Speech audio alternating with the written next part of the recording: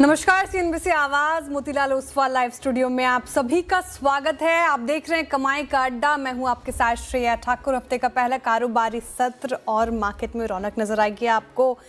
Nifty, bank Nifty almost days high के आसपास कामकाज करता हुआ। ब्रेथ काफ़ी शानदार आज की सेशन की। आईटी ने भी काफ़ी हद तक इम्प्रूवमेंट दिखाई, वहाँ से भी साथ मिलता हुआ। तो शानदार ओवरऑल मार्केट आज नज़र आ रहा है। ब्रेंट $84 के नीचे कामकाज करता हुआ।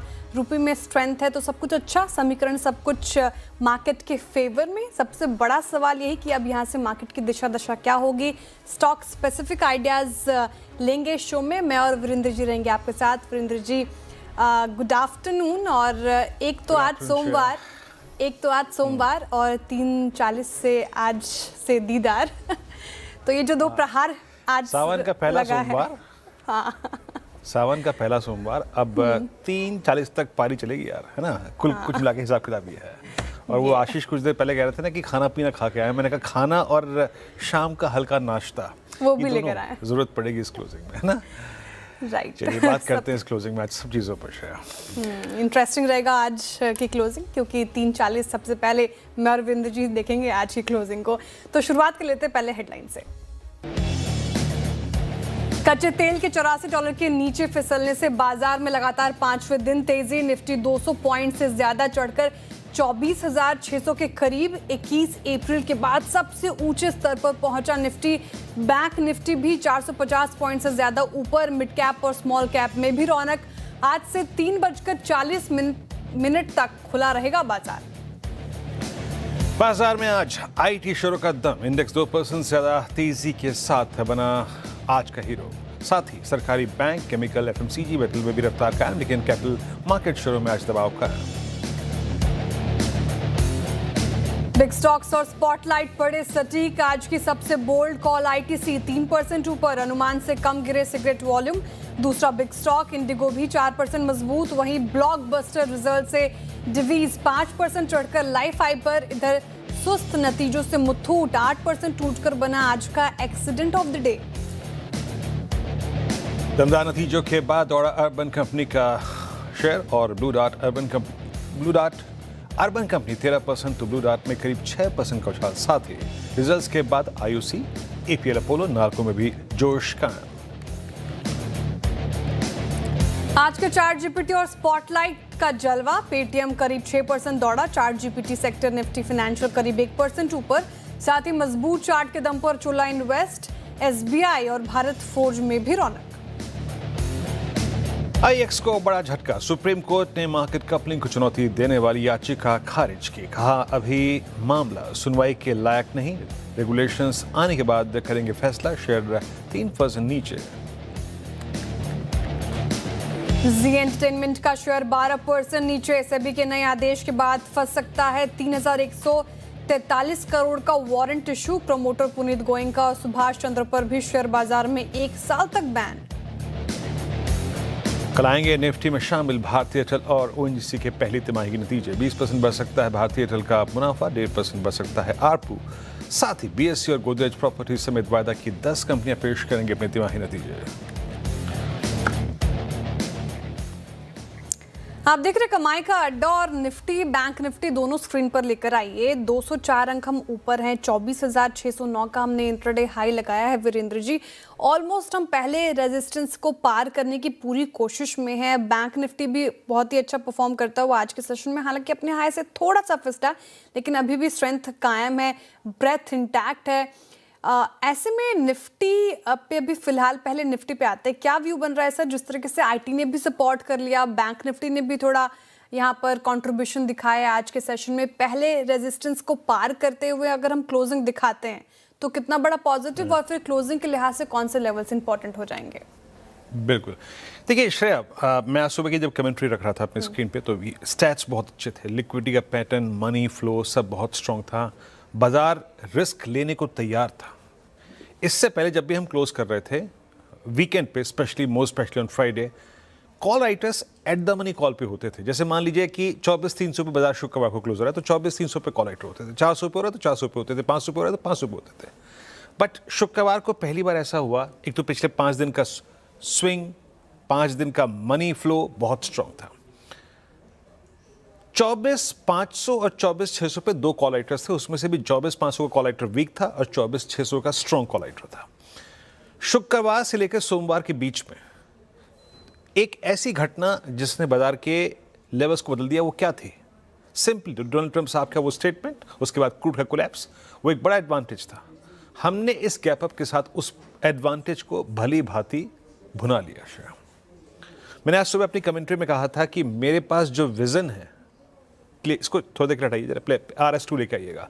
मेरे पास जो विजन है अभी यहाँ बैठ के, जहाँ के बाद एक गैप अप हो रहा है, मैं सिंपली 24,586 और 609 तक की टिप्पणी कर सकता हूँ। मैंने अपने एक्स पे पोस्ट भी किया था। अगले मूव के लिए निफ्टी को सस्टेन करना पड़ेगा 24,609 के ऊपर। क्लियरली लिखा था, 10 बजे लिख दिया था मैंने यहाँ पे श्रेया। अभी तक वो कॉल राइटर्स 24,600 के परसिस्ट करते हैं, हालांकि बायस पॉजिटिव है। आपने निफ्टी बैंक का उल्लेख किया, आपने निफ्टी IT का उल्लेख किया, बट होता क्या है ना, अमूमन एक एक्सपायरी के नजदीक ऑप्शन राइटर्स आने की कोशिश करते हैं। प्लस श्रेया, एक एडवांटेज हमने ऑलरेडी ले लिया, क्रूड के रिट्रेसमेंट का, डोनाल्ड ट्रंप के स्टेटमेंट का। और एक और बात याद रखिएगा, 2 दिन बाद पॉलिसी भी है, 2 दिन बाद पॉलिसी भी है। तो बहुत सारे अगर आप देखें फैक्टर्स प्ले कर रहे हैं यहाँ पर। मैं अभी भी कहूँगा जरा आप अब ऑप्शंस के प्लेसमेंट लेके आइए। 24,600 पे कॉल राइटर्स अभी भी खड़े हैं कल की वीकली एक्सपायरी के प्रोस्पेक्टिव से। हालांकि 24,600 पे पुट राइटिंग है। आप ये देखिए 24,600 पे कितनी पुट बिकी है, 2.5 crore. But at the same time 24,600 पे करीब 1,53,00,000 कॉल भी बिकी हैं। सिंपली मतलब ये है कि ये कॉल राइटर एक बड़े मूव के बाद इवेंट्स को देखते हुए एक ग्रिप लेना चाहता है। यहाँ पे मैं अपनी टिप्पणी करता हूं, यहाँ पे एक लेवल लिख कर रखिए 24,609। अगर निफ्टी स्पॉट इसको बाइसेक्ट करता है तो इस क्लोजिंग में आप 2 लेवल्स और देखेंगे और वो ऑन द हायर साइड होंगे। लिख आइएगा, इट्स 24,400, ये 666 यहां तक का स्विंग मिल सकता है और उसके बाद करीब करीब 889 तक का, मतलब 689 तक का स्विंग मिल सकता है। तो it's entirely depends upon how we cross 609 share. अगर 609 हम बाइसेक्ट करते हैं तो ये क्लोजिंग आपको 60 से लेके 80 पॉइंट और 609 के ऊपर ऐड करके दे सकती है। अदरवाइज अगर आपके पास लॉन्ग भी है तो चुपचाप लेके बैठे रहिए। But it's all about 609, 24,609 Shreya. 24,609 आज का इंट्राडे हाई, यहाँ पर क्लोजिंग होती है तो और अच्छी चीज़ होगी। लेकिन अगर आप लॉन्ग हैं तो आप इंटैक्ट रख सकते हैं उसमें। अच्छा, बैंक निफ्टी पर चर्चा हुई थी वीरेंद्र जी सुबह कि आज बैंक निफ्टी सपोर्ट कर सकते हैं और वो होता हुआ दिखा भी। PSU बैंक्स ने काफ़ी अच्छा किया, प्राइवेट बैंक्स ने भी सपोर्ट किया। HDFC बैंक थोड़ा बैकफुट पर, लेकिन फिर भी 0.5% वो भी दौड़ा है। बैंक्स अब यहाँ से और कौन से लेवल्स आप निफ्टी बैंक में देख पा रहे हैं? स्ट्रेंथ यहाँ से बढ़ती हुई नजर आएगी क्योंकि डॉलर जिस तरीके से ब्रेंट नीचे आया है वो एक बड़ा पॉजिटिव होता हुआ नजर आ रहा है। देखिए श्रेया, ब्रेंट यहाँ पे है तभी आप लगभग 1% का मूव देख रही हैं। अदरवाइज ये इंडेक्स थोड़ा सा ना फंसा हुआ था, आप यकीन मानिए। और जैसे कि मैंने कहा आपको कि परसों पॉलिसी है ना, आउटकम आएगा। हाँ। तो अमूमन क्या होता है, पॉलिसी से पहले 2 दिन पहले ही ऑप्शन राइटर्स एक ग्रिप लेना शुरू कर देते हैं। आज मैंने सुबह जब मैं अपनी कमेंट्री कर रहा था, रेजिस्टेंस की प्लेट लेके आइएगा प्लीज, मैंने एक बात कही थी, मैंने शब्दों को बहुत तोल मोल के रखा था कि अब क्योंकि क्रूड आज नीचे है, a possibility of mini breakout, a possibility of mini breakout is there. Mini breakout शब्द का इस्तेमाल क्यों किया? मैं ये भी कह सकता था कि ब्रेकआउट है, नहीं, इसीलिए कि पिछले 10 दिन से इंडेक्स फंस रहा है 57,443 और 578 पे। अगर हम ये पार करते हैं देन मिनी ब्रेकआउट सिंपली 57,813 967 खुल जाएगा, जो कि खुल भी गया, मिल भी गया। बट मिनी शब्द का इस्तेमाल मैं क्यों कर रहा हूं बता रहा हूं मैं आपको श्रेया। लिखे आइए ऑप्शन राइटर्स 57,500 पे जस्ट ये था कि वहां बाजार अटक रहा था, वहां पे स्लाइट कॉल राइटर्स थे, but still the maximum outstanding OI placed at 58,000। आप जाइए, जाके निफ्टी बैंक के चार्ट्स को पढ़िए, टाइम स्पेंड कर लिए, hourly, daily, weekly, multiple highs 58 से लेके 58,200 के बीच में है। और तभी ये जोन कॉल राइटर्स ने बहुत स्ट्रांगली ग्रिप कर रखा है श्रेया। सो एक इजी राइड थी 57,550 से लेकर 57,800, 57,850, 57,900, बट फॉर एक स्ट्रॉन्गर ब्रेकआउट, एक बड़े ब्रेकआउट के लिए निफ्टी बैंक को 58,081 पार करना पड़ेगा। वेदर आप पॉलिसी से पहले दें जिसकी पॉसिबिलिटी मेरे को कम लगती है, या फिर पॉलिसी के बाद दें जिसकी पॉसिबिलिटी मेरे को ज़्यादा लगती है, बट अभी भी bank Nifty Shreya trapped in range और इसका क्लियर कट ब्रेकआउट तभी आएगा 58,081 के ऊपर। सो सिंपली अगर आपको एक अच्छा ट्रेड मिला है तो 300 साढ़े 300 पॉइंट के स्विंग से सेटिस्फाइड हो जाइए। That's enough. श्रेया बड़ा ब्रेकआउट 58,081 के ऊपर ही होगा। तो ये क्या बैंक निफ्टी पे फिर प्रॉफिट बुकिंग की सलाह होगी? नहीं, आप कमिटेड रह सकते हैं, कोई दिक्कत क्या नहीं, लॉन्ग रहिए, आप बाय ऑन डिप्स करिए। अब आप देखिए जरा प्लीज ऑप्शंस के स्टैट्स लेके आइए। 57,000 57,200 पे स्ट्रॉन्ग पुट राइटिंग भी है, तो ट्रेडर के तौर पे आप किसी भी डिप को 57,000 57,200 57,300 ग्रैब कर सकते हैं। बट हर ट्रेड को आपको अभी 58,000 के नजदीक 57,900 के नजदीक निपटाना पड़ेगा। फ्रेश ब्रेकआउट पे अगर आपको राइड करना है तो आपको 58,081 को बाय सेट करना पड़ेगा। श्रेया 58,081 इंपॉर्टेंट लेवल, अगर वो ब्रेकआउट होता है तो फिर एक अच्छी रैली हमें देखने को मिल सकती है। निफ्टी बैंक निफ्टी पर क्या अप्रोच हो, कौन से इंपॉर्टेंट लेवल्स हैं, हमने डिटेल में चर्चा कर लिया। अच्छा, स्टॉक स्पेसिफिक मूव बता देती हूँ। मार्केट में अच्छी तेजी है तो शुरुआत करेंगे चढ़ने वाले स्टॉक्स के साथ। सबसे ज्यादा कहाँ खरीदारी होती हुई नजर आई आज के सेशन में, आपकी स्क्रीन पर आएगा इनफैक्ट। और देखिए इंटरग्लोब एविएशन हमने चर्चा की थी, बिग स्टॉक्स में शुमार था ये पर्टिकुलर काउंटर। जिस तरीके से ब्रेंट नीचे आया है लगभग 4% ऊपर, आज निफ्टी का टॉप गेनर बना हुआ है। फाइनेंशियल सर्विस स्पेस, चैटजीपीटी का पहला स्पेस जहां पर आज बुलिश नजरिया लिया गया था। श्रीराम फाइनेंस 3% ऊपर है। इनफैक्ट आईटी पैक ने भी आज सहारा दिया। इन्फोसिस देखिए 3.5% ऊपर। अदानी पोर्ट्स आज यहाँ पर थोड़ी बहुत खरीदारी होती हुई नजर आई, तो निफ्टी के गेनर्स में इसने जगह बनाई है। अगेन आपको आईटी पैक से एलटीएम नजर आएगा जहां पर 8% की रैली हो गई है। पेटीएम आज का स्पॉटलाइट, शानदार रैली यहां पर लगभग 6% ऊपर। जुबिलेंट फूड चार्ट्स हम इशारा कर रहे थे कि आज तेजी होगी, पैनल ने हमारे पिक भी किया था। वायदा का टॉप गेनर बना हुआ है 6.5 लगभग 6.25% की तेजी। एपीएल अपोलो ट्यूब्स में भी अच्छी रौनक आज देखने को मिल रही है, करीब करीब 7% ऊपर है।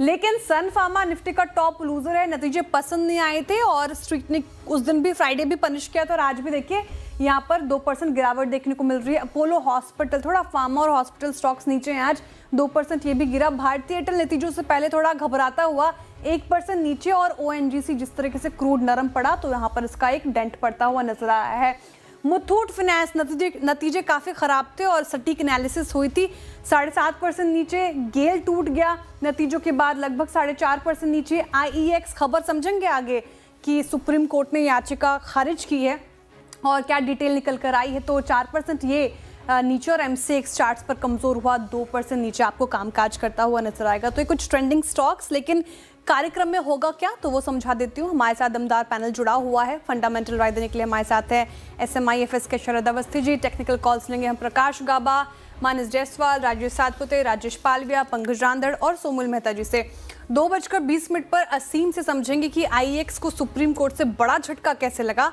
2:25 पर आशीष बताएंगे कि आईटीसी आज का हीरो क्यों बना, तो वहीं मुथूट में बड़ा एक्सीडेंट क्यों हुआ है। 2:30 नुपुर से जानेंगे जुलाई ऑटो सेल्स के नंबर्स कैसे रहे। 2:35 पर दीपाली बताएंगे कि जील में गिरावट की बड़ी वजह क्या है। 2:40 पर मैं बताऊंगी आपको कि एबी कैपिटल में तेजी क्यों है। 2:45 पर कल आने वाले नतीजों में दीपाली बताएंगी भारतीय एयरटेल के नतीजे कैसे रख सकते हैं। नुपुर से समझेंगे ओएनजीसी, मैरिको और पिडिलाइट के नतीजों के अनुमान। आशीष लेकर आएंगे बीएससी के नतीजों का अनुमान। 2:55 पे बिग मार्केट वॉइस में हमारे साथ जुड़ेंगे कंप्लीट सर्कल के managing partner and CIO Gurmeet Chadha ji. 3:10 पर वीरेंद्र जी से समझेंगे कल के लिए रणनीति। 3:15 पे डीलिंग रूम चेक होगा। 3:20 पर होगा BTST STBT कॉल्स। साथ ही 3:30 बजे आलोक लेकर आएंगे कि सेल्स कंपनियों पर राहत की एक्सक्लूसिव खबर क्या है। ओके, तो ये है आज के कार्यक्रम का क्रम। चलिए अब एक काम करते हैं, ट्रेड्स पिक करना शुरू करते हैं। पैनल आपका पूरा का पूरा स्क्रीन पर है। प्रकाश सर, क्या पिक करेंगे आज? पहली कॉल क्या रहेगी? Good afternoon to you. I think पहली कॉल रहेगी मेरा हिंडाल्को। हिंडाल्को का बेस बहुत ही बढ़िया बना है, उसके बाद एक अपमूव मिला है। अब हिंडाल्को ट्रेड करें 991 92 के आसपास। स्टॉप लगाएंगे हिंडाल्को पर करीब 989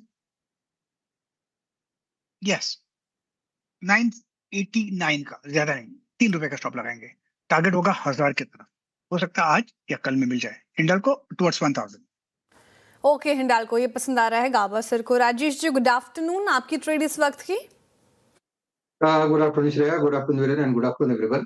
श्रेया देखिए, मेरी नजर है हेवल्स के चार्ट के ऊपर। हेवल्स में एक अच्छा मोमेंटम है, पॉज था मॉर्निंग से, तो अभी ये पॉज के बाद अभी ये फिर से स्ट्रेंथ दिखा रहा है। तो 1260 1260 का स्टॉप लॉस लगा के हेवल्स बाय करे।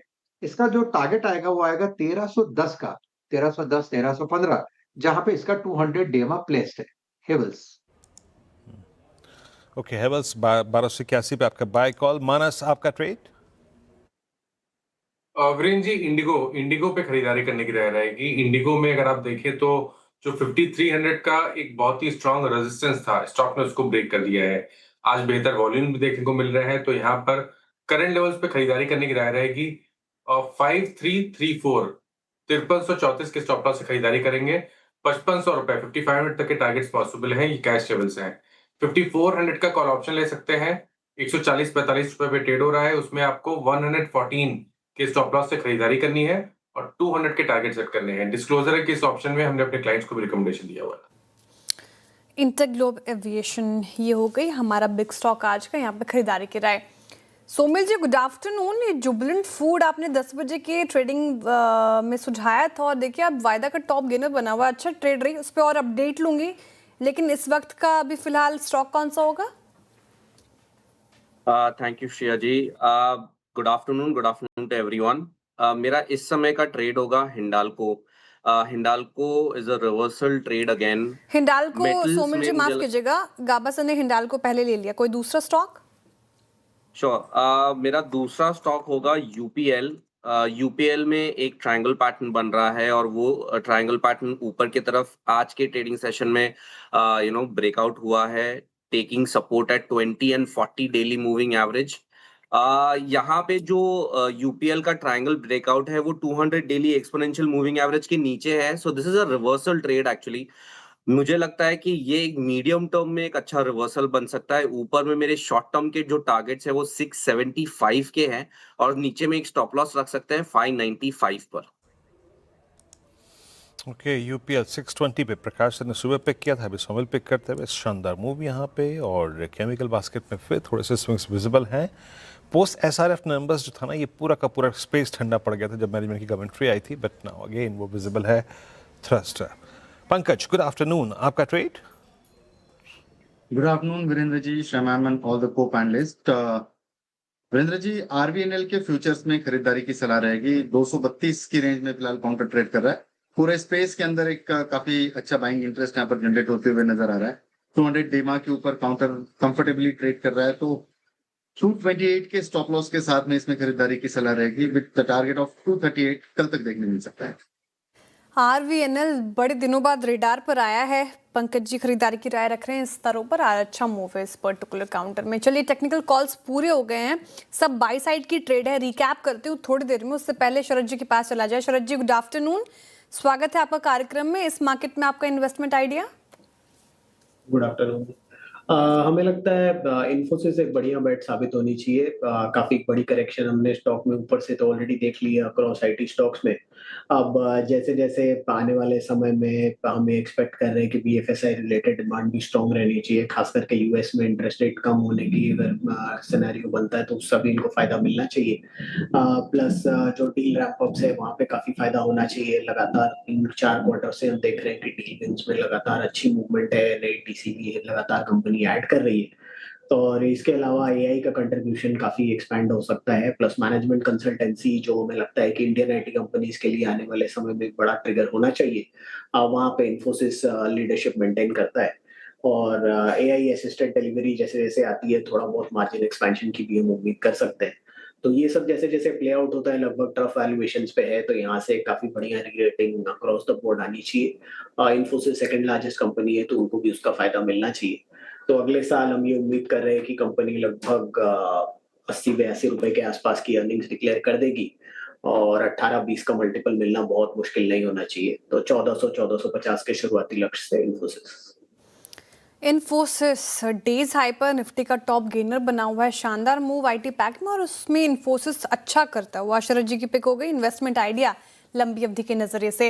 रिकैप कर देती हूँ, हमने पहले हिंडाल्को लिया, गाबासर की पिक है यहाँ पर, 1000 का टारगेट देख रहे हैं वो, 989 का आपको स्टॉप लॉस लगाना है। राजेश ने कहा कि हैवेल्स में काफी अच्छी स्ट्रेंथ नजर आ रही है, तो यहाँ पर खरीदारी करके चल सकते हैं। हैवेल्स के भी टारगेट एंड स्टॉप लॉस आपके स्क्रीन पर आएंगे। और कंज्यूमर स्पेस में अच्छी तेजी, 1310 के टारगेट है, 1260 का स्टॉप लॉस। मानस जी कह रहे हैं कि इंटरग्लोब एविएशन ये अच्छा करता हुआ इन लेवल्स पर भी फ्रेश बाइंग की जा सकती है। 5500 के टारगेट है, 5334 का स्टॉप लॉस।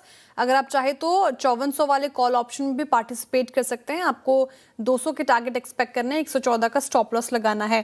सोमिल जी ने यूपीएल चुना था, ये भी शानदार मूव। गाबासर के सुबह सुबह टारगेट तो हिट हो गया था, उसके बाद इन स्तरों से भी और अच्छा लग रहा है। 675 के टारगेट आए हैं सोमिल जी की तरफ से, 595 का स्टॉप लॉस मेंटेन करना है। पंकज जी ने आरवीएनएल चुना है। आज इस पूरे पैक में इनफैक्ट थोड़ी अच्छी तेजी देखने को मिल रही है। 238 के लिए आप इसे देखें, 228 का स्टॉप लॉस मेंटेन कर लें। और शरद जी ने आईटी पैक से इन्फोसिस चुना है लंबी अवधि के नजरिए से, और यहाँ पर ये स्टॉक काफी पसंद आ रहा है। लेकर आइए वायदा का टॉप गेनर जो अब बन चुका है जुबिलेंट फूड। शानदार तेजी यहाँ पर देखने को मिली, और 10 बजे के ट्रेड में सोमिल जी आपने सुझाया था क्या टारगेट्स थे और अब क्या व्यू रहेगा इन जिसने यहाँ पर प्रॉफिट लिया है, वो क्या प्रॉफिट बुक करके अभी यहाँ से निकल जाए या फिर और होल्ड कर सकते हैं? In the very short term Jubilant food का जो टारगेट है that is 200 daily exponential moving average. जो मैंने सुबह जो टारगेट दिया था 490 का, उसके आसपास है। टू बी वेरी स्पेसिफिक 494 पर है 200 डेली एक्सपोनेंशियल मूविंग एवरेज। तो ये शॉर्ट टर्म के टारगेट्स है और मुझे लगता है कि ये 2-3 दिनों में आ सकते हैं। However in the medium term मुझे लगता है कि जो वीकली और मंथली के प्रीवियस स्विंग हाइज है वो ऊपर में टूटे हैं, तो मुझे लगता है कि ये एक नया मूव ऑलरेडी एक नया वेव में है और ऊपर में 530 एंड 550 के मीडियम टर्म के टारगेट्स है। तो आई थिंक मीडियम टर्म में ज्यादा होल्ड करना बनता है अगर आप इस ट्रेड में ऑलरेडी है, बिकॉज ये क्लीन ब्रेकआउट है, एंडिंग डायगोनल पैटर्न का ऊपर की तरफ ब्रेकआउट है, एवरेजेस के ऊपर चल रहा है और प्रीवियस वीकली और मंथली के हाईज निकले हैं। So it's a great move, great stock to be in. Medium term के लिए आप ओपन रखें पोजीशन। ओके, ये जुबिलेंट पे ठीक है पंकज जी, ये सोमिल का। अच्छा पंकज जी, एक आपका डिस्क्लेमर रहेगा था प्लीज़, एक तो वो, और उसके बाद प्लीज़ ज़रा HDFC बैंक पे अपनी राय दीजिएगा। सेकेंड कंसेक्यूटिव सेशन एक छोटे से एवरेज से ही इसका रिवर्सल आ गया। पहले आपका डिस्क्लोजर प्लस HDFC बैंक पे आपका कमेंट। जी सर, आरवीएनएल के ट्रेड में ऑप्शंस के जरिए मैंने अपने क्लाइंट लोगों को खरीदारी की सलाह दी गई थी। Actually it was totally skip.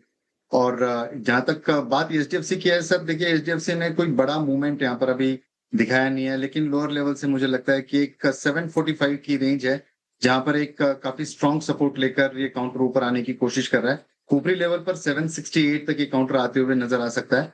बहरहाल अभी मार्केट जो है वो मुझे पॉजिटिव नजर आता है।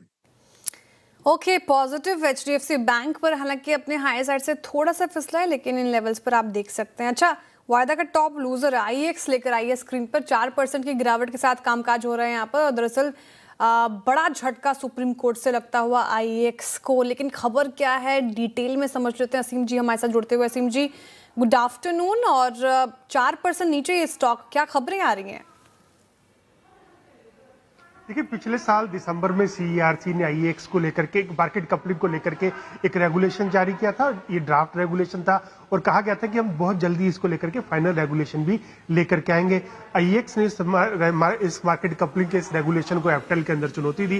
एप्टल ने वहां पर उसको राहत नहीं दी। उसके बाद मामला सुप्रीम कोर्ट पहुंचा। आज सुप्रीम कोर्ट में इस मामले की सुनवाई हुई तो CERC ने कहा कि हम जल्दी मार्केट कपलिंग को लेकर के रेगुलेशन बनाने की दिशा में काम कर रहे हैं। अगले 4 से 6 हफ्तों के अंदर रेगुलेशन आ सकता है। तो सुप्रीम कोर्ट ने कहा कि हमें लगता है कि अभी फिलहाल ये मामला सुनवाई योग्य नहीं है, क्योंकि अभी रेगुलेशन आया नहीं है, तो आप किस चीज को चैलेंज कर रहे हैं। तो सुप्रीम कोर्ट ने IEX की याचिका को सुनने से इनकार कर दिया। तो यही वजह है कि आज जो IEX का शेयर है उसके अंदर आपको गिरावट दिखाई दे रही है। तो अगले 4 से 6 हफ्ते में जो CERC है वो मार्केट कपलिंग को लेकर के एक रेगुलेशन जारी करेगा। उसके बाद देखना होगा कि वहां पर उस मार्केट कपलिंग के रेगुलेशन को IEX एप्टल में किस तरह से चुनौती देता है। नहीं तो वही बात है ना, अब सिम इसका मतलब ये है वो दोबारा उनको एप्टल में जाना पड़ेगा ना रेगुलेशंस के बाद, सुप्रीम कोर्ट में तो नहीं आएंगे ना पहले वो IEX। जी सही कहा आपने, पहले एक बार रेगुलेशन आ जाए तभी उसको चुनौती दी जा सकती है। अभी सिर्फ एक ड्राफ्ट रेगुलेशन आया, उसको चुनौती देने की प्रक्रिया कर रहे थे कि ये प्रोसेस पूरी तरह से खराब है। इसमें क्योंकि इसमें एक सेबी का ऑर्डर भी आया था, आपको याद होगा कि जिसमें कहा गया था कि 170 करोड़ रुपए के आसपास का मुनाफा कमाया गया था IEX के शेयर को बेच करके, तो वो ऑर्डर भी यहाँ पर साइड किया गया था। लेकिन अभी जो सुप्रीम कोर्ट है उसका साफ कह देता है कि अभी ऑर्डर आया नहीं है, तो आप उसको, अभी मार्केट रेगुलेशन की गाइडलाइंस आई नहीं है, तो आप किस चीज को चैलेंज कर रहे हैं? आप प्रोसेस को थोड़ा ना चैलेंज कर सकते हैं। एक बार रेगुलेशन आ जाने दीजिए, उसके बाद ही उसको आप चैलेंज कीजिए। तो पहले रेगुलेशन आएगा, उसको फिर एप्टल के अंदर चैलेंज किया जाएगा, और एप्टल से अगर कुछ राहत नहीं मिलती है तो उसके बाद सुप्रीम कोर्ट में उसको चैलेंज किया जाएगा। शुक्रिया सिम, शुक्रिया। तो आप यहाँ चीज़ें काफ़ी हद तक क्लियर हो गई। सिर्फ अगर आप देखें ड्राफ्ट के अंतर्गत, अगर आप देखें, आप इसको चुनौती नहीं दे सकते सुप्रीम कोर्ट में, पहले रेगुलेशंस को आने दीजिए। शरद, आपका टेक क्या है IEX पे फॉर द टाइमिंग? 126-75 मेरे ख्याल से पिछले 2 साल की सबसे डिसअपॉइंटिंग स्टोरी में से एक रहा ये। आपका टेक इस सुप्रीम कोर्ट के वर्डिक्ट के बाद और निर्णय के बाद? देखिए, मुझे लगता है जो डीकपलिंग को लेके लिम्बो वाला स्टेटस था वही रह जाता है, कुछ ऐसा संतोषजनक तो नहीं निकल के आया। हालांकि बीच में कुछ रिपोर्ट्स ऐसी आई थी कि शायद जो डीकपलिंग से रिलेटेड प्रोजेक्ट्स वगैरह की रिपोर्ट बनाई गई थी वो कुछ इन्फ्लुएंस्ड थी, ऐसा वैसा, तो उसकी वजह से हमने एक थोड़ा बहुत रनअप स्टॉक में देखा है। बट अर्निंग्स एक्सपेक्टेशन ऐसी सटल है, अगले 2-3 साल लगभग फ्लैट ही रहनी है 5-6 रुपए के आसपास, अनलेस एंड अनटिल कुछ नया ट्रिगर निकल के आता है, चाहे वो गैस एक्सचेंज से रिलेटेड हो, उसके भी IPO की बातें हो रही है। तो मुझे लगता है मैं न्यूट्रल साइड पे रहूंगा। ऑलरेडी अगर आप 5-6 रुपए की अर्निंग सोच रहे हैं तो 20 का मल्टीपल, 20-22 का मल्टीपल है, और ग्रोथ बिल्कुल नहीं है अगले 2-1 साल में, अनलेस एंड अनटिल कोई नए एवेन्यूज निकल के आते हैं। तो न्यूट्रल सा स्टैंड है, मुझे लगता है बहुत महंगा भी नहीं है, बहुत सस्ता भी नहीं है। और जो थोड़ी बहुत न्यूज मुझे समझ में आ रही है, उससे ये लग रहा है कि मोस्ट प्रोबेबली IEX के लिए थोड़ा फेवरेबली होना चाहिए डीकपलिंग वाला इशू में फाइनल काउंट जो होता है। तो यहाँ से बहुत ज्यादा डाउनसाइड तो मुझे नहीं नजर आ रही है, लेकिन जो नंबर्स है अगले 2-3 साल के वो देखते हुए बहुत ज्यादा पॉजिटिव आउटलुक भी नहीं है। तो न्यूट्रल जैसा है, अवॉइड कर सकते हैं अभी फिलहाल। न्यूट्रल है IEX पर व्यू, अवॉइड करना ही बेहतर होगा यहाँ पर। तो स्टॉक 4.5% डाउन अभी फिलहाल कामकाज कर। अच्छा, IT की हमने काफ़ी चर्चा की, PSU banks, in fact metal pack में भी आज अच्छी तेज़ी है, और कुछ चुनिंदा काउंटर्स हमारे पैनल ने चुना भी मेटल पैक से। एक बार लेकर आइए स्क्रीन पर मेटल पैक। APL अपोलो 6.5% ऊपर, और ये वायदा का गेनर भी बना हुआ है। नैल्को में अच्छे मूव्स हैं, हिंडाल्को तो चुना भी इनफैक्ट गाबसर ने। लेकिन APL अपोलो क्या व्यू बन रहा है? गाबसर ये काफ़ी चल गया आज के सेशन में, इन लेवल्स पर अभी कोई फ्रेश बाइंग की सलाह होगी क्या जिन्होंने रैली मिस की, या फिर अभी स्ट्रेच्ड है, थोड़ा वेट करेंगे डिप्स का? आई थिंक APL अपोलो का जो आज का जो बार बना है उसने कल फ्राइडे के बार को नेगेट कर दिया। वो नेगेटिव बार था, मतलब एक पॉजिटिव अब जो ट्रेंड है इंटैक्ट है। अब ट्रेड करें 1937 पर, लेने लायक है। स्टॉप लगाएंगे 1900 का, मतलब 37 रुपीज का स्टॉप लगाएंगे। टारगेट लॉजिकल 2000 होना चाहिए। एक बार 2000 चला गया तो ये अपमूव शुरू हो जाएगा, क्योंकि हाई टाइम फ्रेम पे APL अपोलो में अप ट्रेंड स्टिल इंटैक्ट है। पॉजिटिव यहाँ पर इन स्तरों पर भी अच्छा नजर आ रहा है। आज सबसे बोल्ड कॉल गई थी ITC पर, CNBC आवाज पर, जहाँ पे काफ़ी ब्रोकरेजेस डिवाइडेड थे। हालांकि ऊपर इस तरह से थोड़ा सा हल्का हुआ है, लेकिन इंटरेस्टिंगली 2% ऊपर है अभी भी मिक्स्ड नंबर के बीच में। वही दूसरी ओर लेकर आएगा स्क्रीन पर मुथूट टॉप लूजर वायदा का बना हुआ है। इसने थोड़ी सी रिकवरी दिखाने की कोशिश की, लेकिन 7.5% अभी भी डाउन है। तो एक तो हीरो, दूसरा आज का एक्सीडेंट। क्या नतीजों में ऐसा था, ये एक बार डिटेल में फिर से समझ लेते हैं आशीष से। आशीष, गुड आफ्टरनून, बताएं। बिल्कुल, और ITC को तो दरअसल हीरो बनने के लिए सिर्फ 2% का ही मूव चाहिए। ये तो 1% भी अगर चल जाता तो भी इसे हीरो ही मान लेते। ये स्टॉक ऐसा है जो चलने का नाम नहीं ले रहा है। पहले भी सुस्ती पड़ा हुआ था, फिर उसके बाद हमने देखा कि एक्साइज पर बढ़ोतरी हुई, और फिर तो क्या ही कहने। मैं एक बार सबसे पहले स्टॉक की चाल बताता हूँ, उसी से समझ में आएगा कि आज इसमें तेज़ी दरअसल क्यों देखने को मिल रही है। एक महीने में चला ही नहीं है, 1% की गिरावट यहाँ पर आपको नजर आएगी। 6 महीने में देखें 10% का करेक्शन है। एक साल में देखें तो ITC जैसा दिग्गज स्टॉक 30% साफ हो चुके हैं। स्टॉक लगातार लुढ़कता जा रहा है, और ऐसे में अगर आप देखें तो बेहद ख़राब प्रदर्शन की उम्मीद थी, जो सिमिलरली हमने गॉडफ्रे फिलिप्स के केस में भी ये देखा था कि अनुमान ही था बहुत ख़राब आएंगे, और उसके बाद रिएक्शन आपको लाइकली थोड़ा सा रिवर्स देखने को मिला। अब सिगरेट की वॉल्यूम जितनी गिरने का अनुमान था, उतनी गिरावट यहाँ पर आपको देखने को नहीं मिली। माना जा रहा था कि 8 से लेकर 10% तक की वॉल्यूम्स में गिरावट देखने को मिल सकती है, लेकिन वॉल्यूम घटी सिर्फ 5%, यानी बहुत खराब एस्टिमेट्स थे, उसके मुकाबले कंपैरेटिवली बेटर परफॉर्मेंस यहाँ पर देखने को मिली। लेकिन खास बात क्या है कि स्टॉक बहुत ज़्यादा टूटा हुआ है। जितनी भी नेगेटिव खबरें हैं ना, सारी प्राइस में नज़र आ रही है। एक साल में 30% की गिरावट। और आईटीसी में खास बात क्या है ना कि एफएमसीजी बिजनेस भी है, और सिगरेट वाला जो बिजनेस है ये भी आप देखें तो थोड़ा सा भी फिलहाल दिक्कत है, लेकिन कैश की पोजीशनिंग अच्छी है, और इसी के चलते इस भाव पर 5% की डिविडेंड यील्ड है, जो स्टॉक को थोड़ा सा कंपेरेटिवली अट्रैक्टिव बना देती है। अब मैं बताता हूँ नतीजों के बारे में जिनके चलते स्टॉक में आज मूव देखने को मिला। एबिटा पिछले साल के मुकाबले 27% घटा है। आय में देखें तो 14% की गिरावट यहाँ पर आपको देखने को मिली है, और जो कि मार्जिन 31.7% के थे वो घटकर 26.7% के देखने को मिले।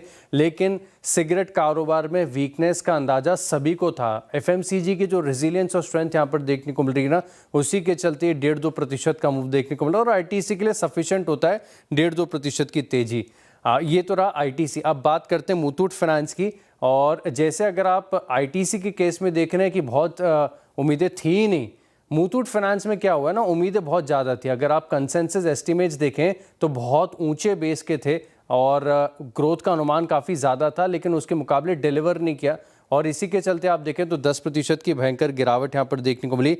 अब यील्ड में देखें तो 300 बेसिस पॉइंट की गिरावट है, जो बहुत ज़्यादा वीकनेस आपको दिखा रही है, और इसी के चलते ये भी पता चल रहा है कि जो मैनेजमेंट है फोकस कर रहा है फिलहाल के लिए प्रॉफिटेबिलिटी से ज़्यादा ग्रोथ के ऊपर। अब नंबर्स एक बार आप देखिए मुथूट फाइनेंस के क्या कह रहे हैं। अब नेट इंटरेस्ट इनकम यहाँ पे कंसेंसस एस्टिमेट्स बहुत अच्छी ग्रोथ के थे, करीब करीब 5160 करोड़ के आसपास के थे। उसके मुकाबले आप देखें तो आंकड़ा देखने को मिला 4360 करोड़ का।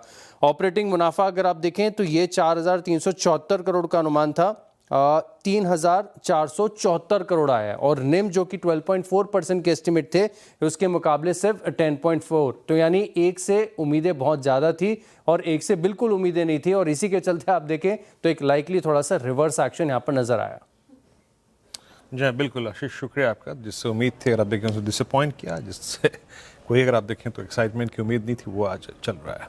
सेकेंड वॉल्यूम्स अगर आप देखें जिस प्रकार का भय था कि जिस अनुपात में गिरेंगे उससे कहीं अगर आप देखें ठीक रहे, that's an advantage for ITC. But Muthoot finance, और मुझे दुविधा शरद जी इस बात की हो रही है कि इसी स्पेस की दो कंपनियां Muthoot and Manappuram, and huge differential in price performance. Look at Muthoot जिसके नंबर्स जिसको आशीष ने भी रखा भी, और एक ऑल टाइम हाई पर और एक रीसेंट हाई से अगर आप देखें तो ऑलमोस्ट एक सेकेंड मुथूट एक बार चार्ट रखेंगे, मल्टी मंथ चार्ट इसका मुथूट का, और मैं थोड़ा सा देख लूँ जरा यहाँ पे बहुत बड़ा डिफरेंस है। आपकी राय कैसे अप्रोच कर रहे हैं आप दोनों इस गोल्ड फाइनेंस कंपनियों को, और इस प्राइस पे आपका आउटलुक मुथूट पे शरद जी? देखिए मुथूट तो मेरे हिसाब से जो पिछले 2-3 साल में साइकिल प्ले आउट हुआ वो काफी खूबसूरती से प्ले आउट हुआ है, और 1000 रुपए से 3000 तक की जर्नी, 4 से 5 टाइम प्राइस टू बुक की जर्नी, अब मेरे हिसाब से ये लगभग वैल्यूएशन वाइज पीक आउट हो गया, तो वहां पे री रेटिंग होने की गुंजाइश नहीं है। प्लस गोल्ड के प्राइसेस में भी बहुत बड़ा रैंप अप हमने देखा है, तो अगर आपको गोल्ड फाइनेंस पे बेट ही करना है तो मुझे लगता है ये वैल्यूएशन पे मन्नापुरम काफी बढ़िया बेट है। मैनेजमेंट चेंज का भी एक इम्पैक्ट आने वाले समय में नंबर्स में दिखना चाहिए, तो हमारे हिसाब से जो वैल्यूएशन कंफर्ट है वो मन्नापुरम में काफी ज्यादा, मन्नापुरम में ही है। मुथूट तो थोड़ा महंगा लगता है इन लेवल्स पे, 4-5 टाइम प्राइस टू बुक पे, तो ऐसे वैल्यूएशन पे जनरली अगर कुछ भी नेगेटिव आता है तो बहुत सीवियर रिएक्शंस आ सकते हैं।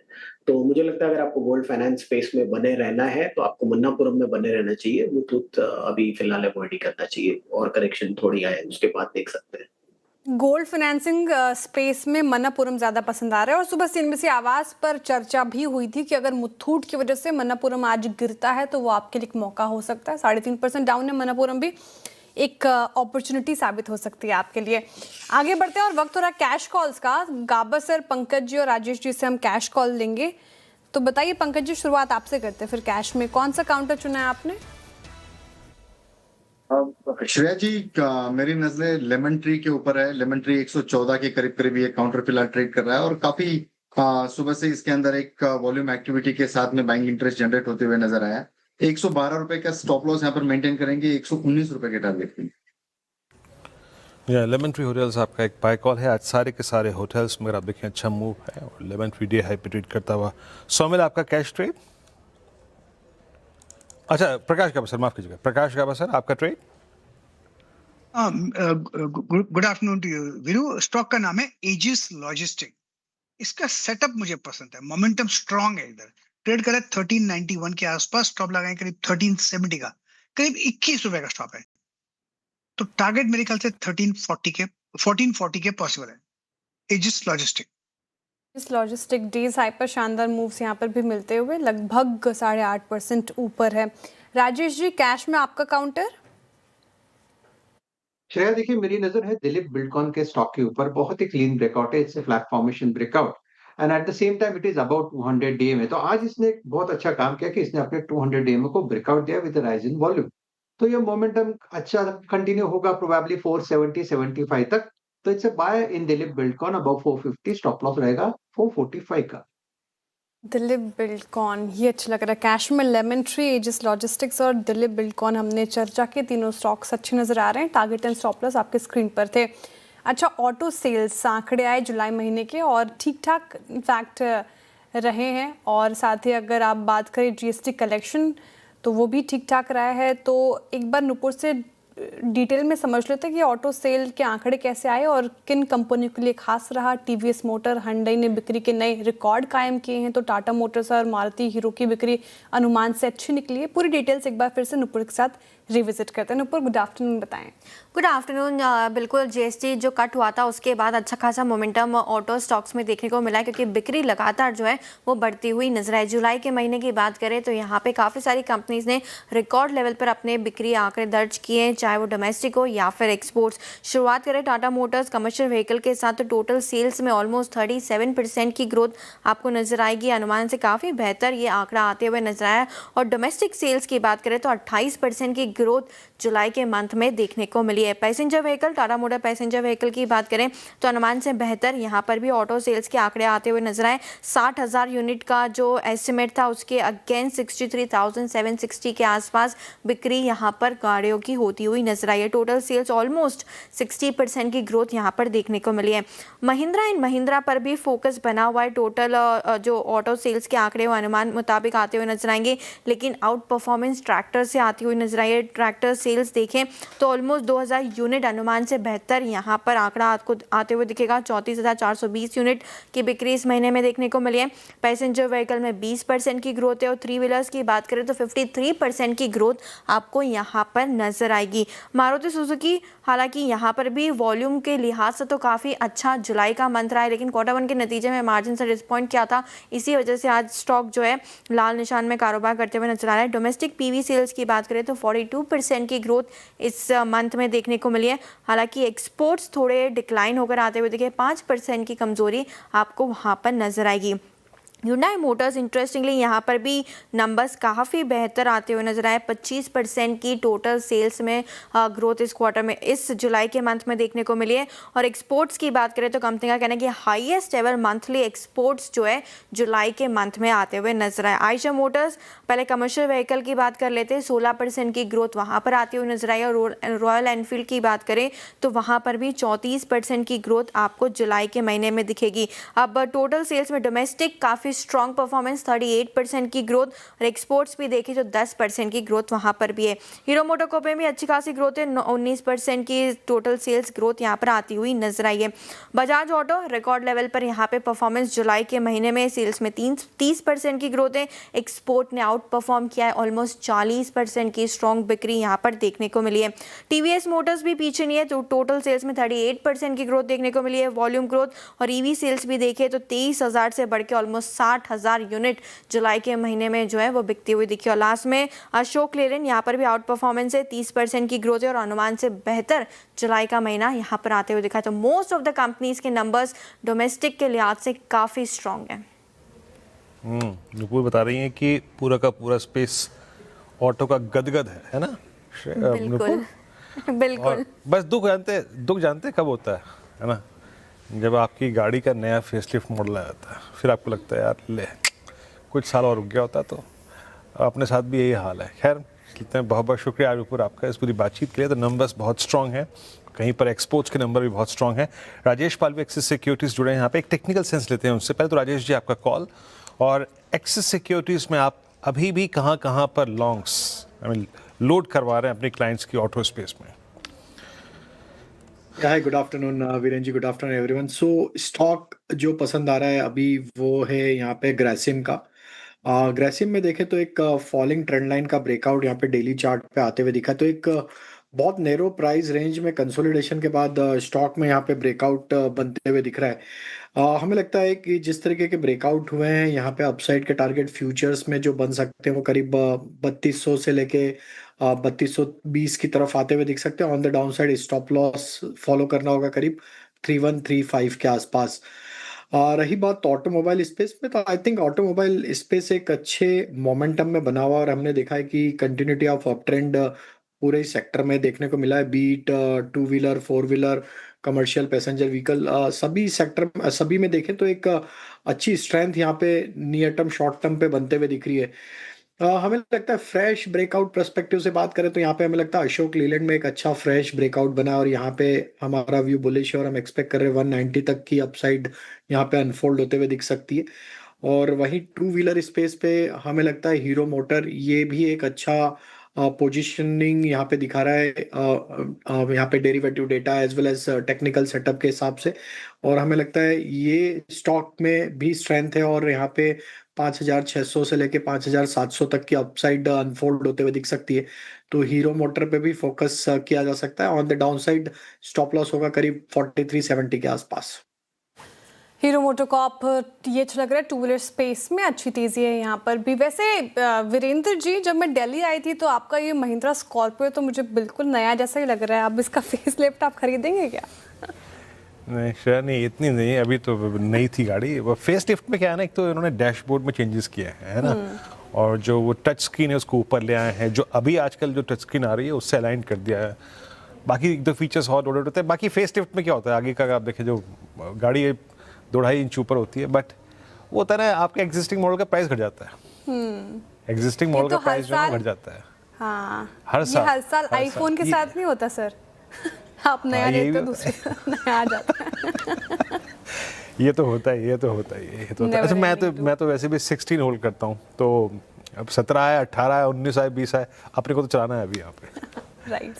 नहीं, मैंने आपकी गाड़ी देखी सर, इतनी चली भी है, आप तो लेके पहाड़ों पे घूमते भी हो, एकदम नई जैसी, एकदम आपने मेंटेन कर रखी है। तो फेस लिफ्ट मैं मेंटेन क्या करता हूँ, मैं गाड़ी मेंटेन क्या करता हूँ कि हर हफ्ते 2 हफ्ते में पॉलिश। गाड़ी रखो तो अच्छी तरीके से रखो, वरना मत रखो। मैं तो कहता हूँ गाड़ी रखो तो गाड़ी एक it's a part of your family, shining होनी चाहिए। राइट सर, वो दिख रही थी मुझे इंटरेस्टिंग। और इनफैक्ट इसी स्पेस पे रहते एक बार मारुति लेकर आएंगे स्क्रीन पर, मारुति रखिएगा। और शरद जी, इसके जुलाई ऑटो आंकड़े तो ठीक ठाक थे, लेकिन मार्जिन पर प्रेशर देखने को मिला, तो वो डेंट पड़ा है 1% का। अब इस गिरावट को एक अपॉर्चुनिटी देखें या फिर थोड़ा वेट करें, क्या व्यू बन रहा है आपका? नहीं, मेरे हिसाब से अपॉर्चुनिटी की तरह ही देखना चाहिए। हालांकि टॉप बेट तो हम लोग टाटा मोटर्स पे बेट कर रहे हैं यहाँ से 4 व्हीलर्स में, लेकिन मुझे लगता है इवन मारुति इन वैल्यूएशंस पे स्ट्रेच नहीं है, और हम लोगों ने रिसेंटली शायद रिकमेंड भी किया है medium term to short term के लिए अपने क्लाइंट्स को। तो हमें लगता है मीडियम टर्म में आपको यहाँ से करीब 15-20% की अपसाइड तो बन रही थी हमारे नंबर्स में। तो अभी भी मेरे हिसाब से जो वैल्यूएशन है 30-31 पे ट्रेलिंग 12 मंथ्स पे मिल रहा है, तो हमें नहीं लगता कि बहुत नॉर्मल वैल्यूएशन है, और 15-20% जैसी अपसाइड अगले साल भर में तो बननी चाहिए। तो मेरा व्यू है कि ये डिप को यूज करना चाहिए मारुति में पोजीशंस बिल्ड करने के लिए। ओके, इन लेवल्स पर भी मारुति सुजुकी अच्छा नजर आ रहा है, अपॉर्चुनिटी के तहत देख सकते हैं इस गिरावट को। अच्छा, जी लेकर आइए एक बार स्क्रीन पर, और जी एंटरटेनमेंट आज 12% डाउन है। सेबी के नए आदेश के बाद कंपनी का 3143 करोड़ का वारंट इशू फंस सकता है। पूरी खबर एक बार समझ लेते हैं दीपाली से। दीपाली, गुड आफ्टरनून, बताएं जी आज का एक्सीडेंट ऑफ द डे।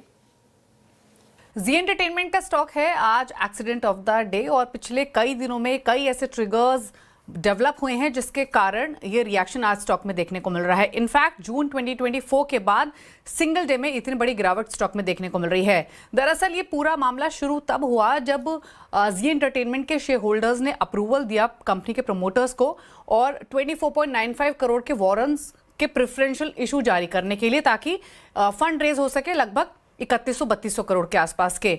और इस रेजोल्यूशन को जो वोटिंग हुई थी वो 76.6% वोटिंग इसके फेवर में हुई थी। अब हुआ ये आगे कि जो इशू प्राइस इन वारंट्स का रखा गया था वो था 126 रुपए प्रति शेयर का। हालांकि जब ये अप्रूवल आया शेयर होल्डर्स की तरफ से उसके कुछ घंटों बाद ही सेबी ने एक ऑर्डर जारी किया जिसके तहत जी एंटरटेनमेंट को बैन किया, प्रमोटर पुनीत गोयनका और सुभाष चंद्रा को भी। हालांकि जो प्रमोटर्स हैं सुभाष चंद्रा, पुनीत गोयनका, उन पर 12 महीने का बैन लगाया और जी एंटरटेनमेंट पर 2 महीने का। अब ये ऑर्डर सेबी ने क्यों जारी किया? दरअसल सेबी का कहना है कि जी हैदराबाद की प्रॉपर्टी के रिगार्डिंग ये ऑर्डर जारी किया गया है जिसको यूज किया गया था बोरिंग्स को सिक्योर करने के लिए, जिसका टोटल अमाउंट था 726 करोड़ और ये 4 एसएल ग्रुप एंटिटीज के लिए था। अब सेबी का कहना यह है कि जो बोर्ड और ऑडिट कमेटी के अप्रूवल्स थे वो इसके लिए नहीं लिए गए, वायलेशन हुआ यहां पर एक्ट का, जिसके कारण ये सेबी ने बैन जारी किया। अब यहां पर सवाल कई उठ रहे हैं। पहला सवाल तो ये उठ रहा है कि जो ऑलरेडी शेयर होल्डर्स जिन प्रेफरेंशियल इशू जारी करने को अप्रूवल दे चुके हैं उन वारंट्स का क्या होगा। अब सवाल यह है कि सेबी के नए ऑर्डर के बाद जो बोर्ड का अप्रूवल मिला है क्या वो होल्ड होगा। हालांकि जी की तरफ से भी इस पर सफाई आई है। जी ने क्लियरली कहा है कि कंपनी सेबी के आदेश पर कानूनी सलाह ले रही है। सिक्योरिटी मार्केट में कामकाज पर जो रोक लगाई है सेबी ने उसका सीधा असर नहीं देखने को मिलेगा। कंपनी के फंड जुटाने की योजना पर कोई इंपैक्ट देखने को नहीं मिलेगा। हालांकि काफ़ी सारे लॉयर्स हैं जिनका व्यू कुछ और है और जो सीनियर लॉयर हैं HP रनीना, उनका कहना है कि फिलहाल कंपनी मौजूदा वारंट इशू को आगे नहीं बढ़ा सकती है। तो ये मानकर नहीं चल सकते हैं कि अगर कंपनी या प्रमोटर को सेट से कोई राहत मिलेगी या फिर नहीं। तो ये सारे मामले हैं जिसके कारण काफ़ी कंफ्यूजन फैल चुका है और इसी वजह से एक स्टीप रिएक्शन स्टॉक में आज देखने को मिल रहा है। बिल्कुल शार्प करेक्शन 12% का फिलहाल आता हुआ। थैंक यू दीपाली जानकारी के लिए। लेकिन अब सेबी के आदेश पर लीगल एडवाइस लेगी कंपनी, देखते हैं कि फिर क्या रुख लेता है। लेकिन जो भी अपडेट होगा इसके रिगार्डिंग आप CNBC आवाज़ पर देख पाएंगे। चलिए वक्त हो रहा है धमाकेदार ऑप्शंस का, वो भी निपटा लेते हैं। मानस जी, पंकज जी और साथ ही हमारे साथ पालविया जी जुड़े हुए हैं धमाकेदार ऑप्शन के लिए। तो शुरुआत कीजिए पालविया जी, धमाकेदार ऑप्शन के लिए कौन सा स्टॉक? तो श्रेया जी, यहाँ पे एबीबी का स्ट्रक्चर पसंद आ रहा है और हमें लगता है जिस तरीके की ओवरऑल यहाँ पे स्ट्रेंथ बनी हुई है अक्रॉस ऑल टाइम फ्रेम, हमें लगता है एबीबी यहाँ से फर्दर तेजी एक्सटेंड करते हुए देखने को मिल सकता है। 7,700 की स्ट्राइक का कॉल ऑप्शन बाय किया जा सकता है जो कि करीब 193 के आसपास ट्रेड कर रहा है। अपसाइड के टारगेट इसमें 225 से लेके 230 की तरफ आते हुए दिख सकते हैं। On the down side stop loss होगा करीब 175 के आसपास। ओके, एबीबी की 7700 की कॉल और याद रखिएगा अच्छा रिवर्सल दिया इस स्टॉक ने आज जो है और 3.5% OI अगर आप देखें घटा इस कॉल का, तो 7700 की कॉल आपके लिए भी कर। मानस आपका ट्रेड? तो देखिए आरबीएनएल पे मेरा ध्यान है। ऐसा लग रहा है कि आरबीएनएल ने एक बॉटम बनाया है, 10-20 मूविंग एवरेज को रिगेन किया है, हायर टॉप हायर बॉटम को कंफर्मेशन मिला है। तो यहाँ पर आप 230 वाला कॉल ऑप्शन आरबीएनएल का ले सकते हैं। 10 रुपए 65 पैसे पे ट्रेड हो रहा है। स्टॉप लॉस आपको 7 रुपए 90 पैसे का लगाना है और 15 रुपए के टारगेट सेट करना है। आरबीएनएल दूसरी बार पिक करते हुए हमारे पैनल। आरबीएनएल पहले पंकज जी ने पिक किया, मानस जी ने किया। पंकज जी, ऑप्शंस में कौन सा काउंटर? श्रेया जी, पतंजलि के ऊपर नजरें हैं। काफी देर से काफी स्ट्रॉन्ग एविडेंट हो रहा है ये काउंटर और 370 slightly out of the money का काउंटर पिक करने की सलाह रहेगी। 13 रुपए 80 पैसे 70 पैसे की रेंज में ट्रेड कर रहा है। 11 रुपए 10 पैसे का एक स्टॉप लॉस यहाँ पर मेंटेन करें। ऊपरी लेवल पर 17 रुपए 19 रुपए तक के टारगेट देखने मिल। पतंजलि में आपको एक फोर्स दिखाई दे रही है। पतंजलि अपने उस इंसिडेंट के बाद 15 जुलाई के बड़े क्रैश के बाद फर्स्ट टाइम 20 डे मार्क को क्रॉस करता हुआ डे हाई की ट्रैजेक्टरी में आके ट्रेड कर रहा है। एक स्टॉक और देखिए आइए। अब मुझे ना बहुत देर से जब मैं निफ्टी आईटी को देख रहा हूँ, देखिए निफ्टी आईटी का परसों का कोलैप्स चिप स्टॉक्स की रैली के बीच में बड़ा ही लॉजिकल था, वो होना लाजमी था। बट उसमें अच्छी चीज़ क्या हुई, उसमें एक ओवरहिटेड, ओवरबॉट और एक इंडिकेटर्स की कूलिंग ऑफ का मौका मिला। आपको मालूम है थर्सडे का हाई था एग्जैक्टली 200 एमए, फ्राइडे का एग्जैक्टली लो था 100 एमए। एक perfect text book cooling of और उसके बाद फिर स्ट्रेंथ। और अब 31,440 200 एमए फिर अलाइंड है 31,750 पे। मैं स्टॉक फ्यूचर्स को देख रहा था, ओवाइस को। प्रकाश सर 3.5% के मूव के साथ इन्फोसिस डे हाई पर भी है सर। और एक और चीज़ लग रहा है कि ये ट्रैजेक्टरी पूरी की पूरी 1180 की बाइसेक्ट करने को तैयार है। आपका टेक इस वक्त क्या है इन्फोसिस पर, या फिर किसी और आईटी काउंटर को लार्ज कैप में अगर आप लेना चाहते हो? मेरे हिसाब से entire IT pack bottom out हो चुका है। आई थिंक इन्फोसिस का जिक्र मैंने करीब 2 हफ्ते पहले में आशीष के शो पे किया था। Bottom out at lower levels बन चुका है। आप ट्रेड कर रहे हैं 1168 पर इन्फोसिस। लेकिन इन्फोसिस को 1, 2 या 3 दिन के हिसाब से नहीं लेना चाहिए। बाय ऑन डिप स्टॉक है। अगर शॉर्ट टर्म 3-4 दिन का नजरिया है तो मेरे ख्याल से स्टॉप होना चाहिए करीब 1100 का। अब 1168 का 70 रुपए का टारगेट होना चाहिए 1250 का। लेकिन इन्फोसिस को लेना चाहिए 1400 के जोन के हिसाब से। तो मेरा स्टॉप डीप होगा 1000 रुपीज का। कितना भी खेलना है खेल लीजिए। डिप्स मिलते हैं, बायबल है। टारगेट होना चाहिए 1400। मैटर ऑफ टाइम वहां तक जाएगा इन्फोसिस बॉटम आउट। बिल्कुल, वाकई आई मीन जो पिछले 3 दिन में हुआ ना आईटी में, आईटी इंडेक्स के साथ, उसको आप टेक्निकली अगर आप देखें जस्टिफाई कर सकते हैं, डिफाइन कर सकते हैं, और एक कम से कम तो 10 लाइन कैसे भी ले सकते हैं आराम से। खैर, इसे छोड़ते हैं अब और निकलते हैं बाहर, और अब बात करते हैं श्रेया से। आज का एक का स्टॉक क्या है, पीछे एबी कैपिटल की अगर आप देखें इस तेजी के कारण, समझते हैं आज के इक्के में। बताइए श्रेया।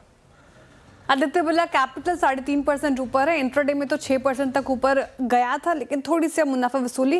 लेकिन शानदार परफॉर्मेंस आज के सत्र में रही है इस पर्टिकुलर काउंटर की, क्योंकि नतीजे काफ़ी अच्छे थे, इसलिए हमने इसको आज का इक्का में शुमार किया था। उसके बाद नतीजों के बाद जो रिपोर्ट्स आई थी वो भी काफ़ी पॉजिटिव थी।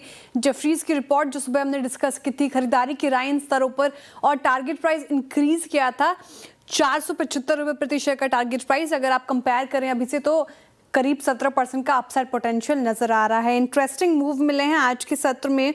Q1 में कंपनी का जो प्रॉफिट है वो लगभग 41% बढ़कर 1180 करोड़ रुपए रहा, जो कि अनुमान से काफी बेहतर था। एनबीएफसी बिजनेस में कम प्रोविजंस के साथ और लोअर टैक्स की वजह से अर्निंग्स में एक बीट देखने को मिला है, जो कि ब्रोकरेजेस ने काफ़ी पॉजिटिव मानी इस चीज़ को। इतना ही नहीं, एसेट अंडर मैनेजमेंट की बात करें तो यहाँ पर 28% की बढ़ोतरी देखने को मिली। एसेट क्वालिटी काफ़ी मजबूत रही है, और मोस्ट इम्पॉर्टेंटली क्रेडिट कॉस्ट जो है वो अनुमान से कम रही है। तो ये तमाम चीज़ें काफ़ी अच्छी लगी नतीजों में।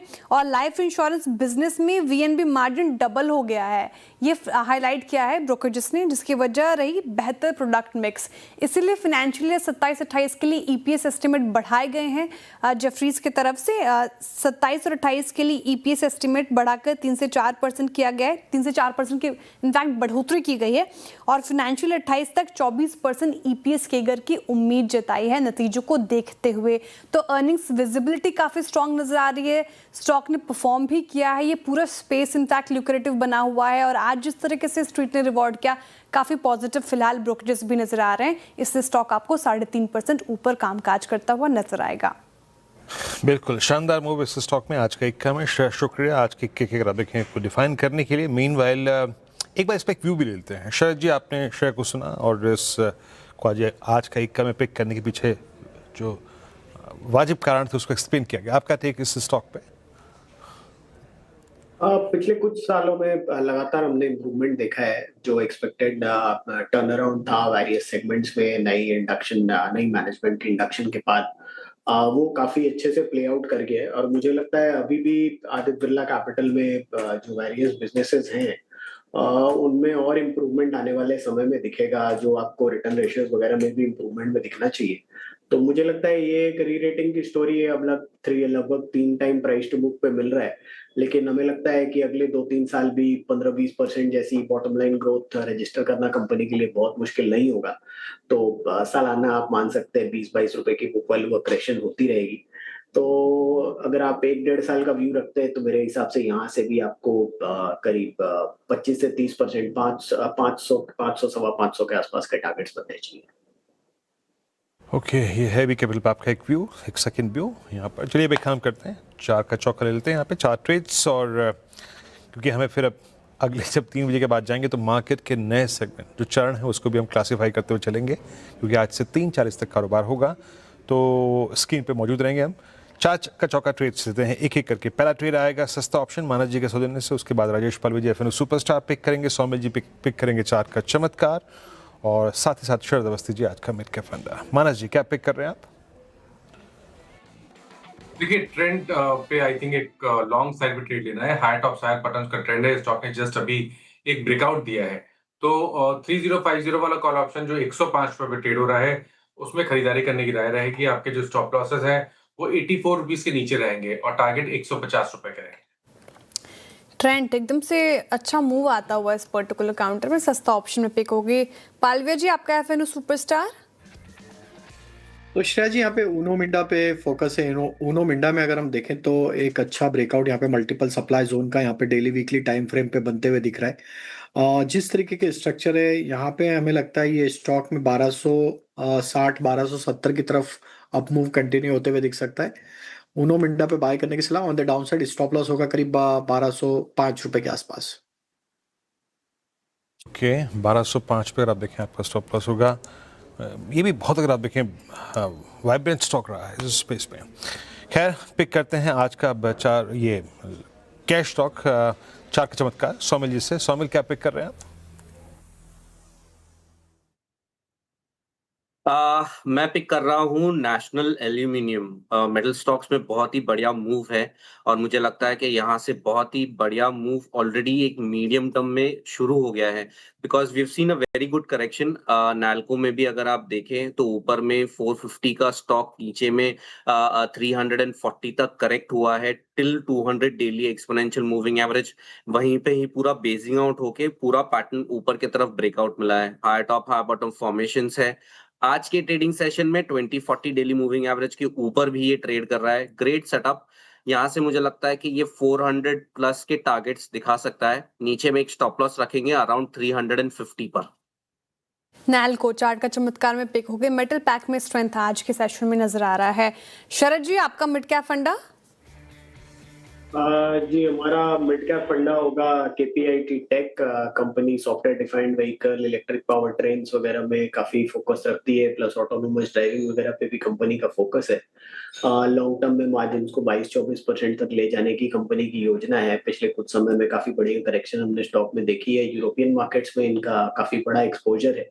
वहां से थोड़ा चैलेंजिंग रहा है माहौल अभी, लेकिन हमें लगता है कि ये ज्यादा सीजनल है रादर देन स्ट्रक्चरल। तो जैसे जैसे यूरोपियन मार्केट्स में रिकवरी आती है और इसके अलावा वो चाइनीज, ईस्ट एशियन मार्केट्स को भी अब वापस पेनिट्रेशन बढ़ाने की कोशिश कर रहे हैं, तो उसका भी फायदा आने वाले समय में नंबर्स में दिखना चाहिए और मार्जिन इंप्रूवमेंट में भी दिखना चाहिए। FY27 का फर्स्ट हाफ तो मोर और लेस सबड्यूड सा रहना चाहिए, लेकिन सेकंड हाफ ऑनवर्ड्स हम ये उम्मीद कर रहे हैं और FY28 में काफी बड़ी इंप्रूवमेंट नंबर्स में देखने को मिलनी चाहिए।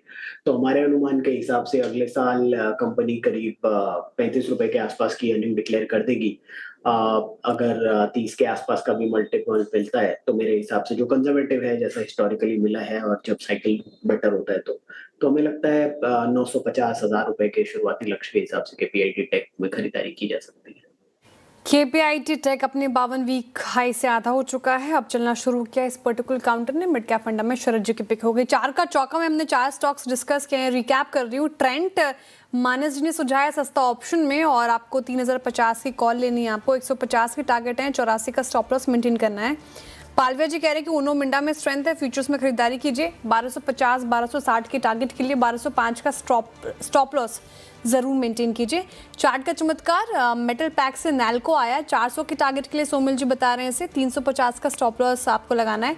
शरद जी ने केपीआईटी टेक लंबी अवधि के नजरिए से चुना है, जहां पर स्ट्रेंथ नजर आ रही है इनको, खरीदारी की राय इन स्तरों पर। नतीजों की बात करते हैं अब, और कल निफ्टी में भारतीय एयरटेल और ओएनजीसी के नतीजे आएंगे। वही वायदा में बात करें तो मैरिको, बीएससी और पिडिलाइट के अलावा 10 कंपनियों के नतीजे आने हैं। और नतीजों का अनुमान बताने के लिए हमारे साथ जुड़ रहे हैं दीपाली राणा, नुपुर साथी, आशीष। तो दीपाली, सबसे पहले आपके पास भारतीय एयरटेल आज नतीजों से पहले थोड़ा कमजोर होता हुआ, कैसे रह सकते हैं इसके नतीजे? भारतीय एयरटेल के लिए Q1 FY27 स्टेबल रह सकता है ओवरऑल, और एक्सपेक्टेशंस ये है कि रेवेन्यूज और एबिटा फ्रंट पर तो 3% के आसपास की सीक्वेंशियल ग्रोथ रह सकती है, ऑल्दो प्रॉफिटेबिलिटी में 40% प्लस ग्रोथ देखने को मिलेगी। और उसके पीछे कारण ये है कि पिछले क्वार्टर में यानी Q4 में एक वन टाइम इम्पैक्ट हुआ था, जिसके कारण प्रॉफिट्स कंपनी के इम्पैक्टेड थे। तो इस वजह से, लो बेस की वजह से 40% प्लस जंप कंपनी के प्रॉफिट्स में देखने को मिल सकता है। ऑल्दो प्रीमाइजेशन पर कंपनी फोकस कर रही है, सब्सक्राइबर एडिशन, अफ्रीका बिजनेस बेहतर करते हुए दिखाई देगा, जो कि ओवरऑल अर्निंग्स को थोड़ा सपोर्ट करते हुए दिखाई देगा इस बार में। हालांकि ओवरऑल अगर आप जो देख रहे हैं 3% के आसपास के मार्जिनल ग्रोथ, वो इसकी वजह से क्योंकि इस क्वार्टर में कंपनी ने कोई टैरिफ हाइक भी नहीं किया है। अब इंपॉर्टेंट रहेंगे कि ARPU का आंकड़ा क्या रहता है, नेट सब्सक्राइबर एडिशन इस क्वार्टर में कैसा रहता है।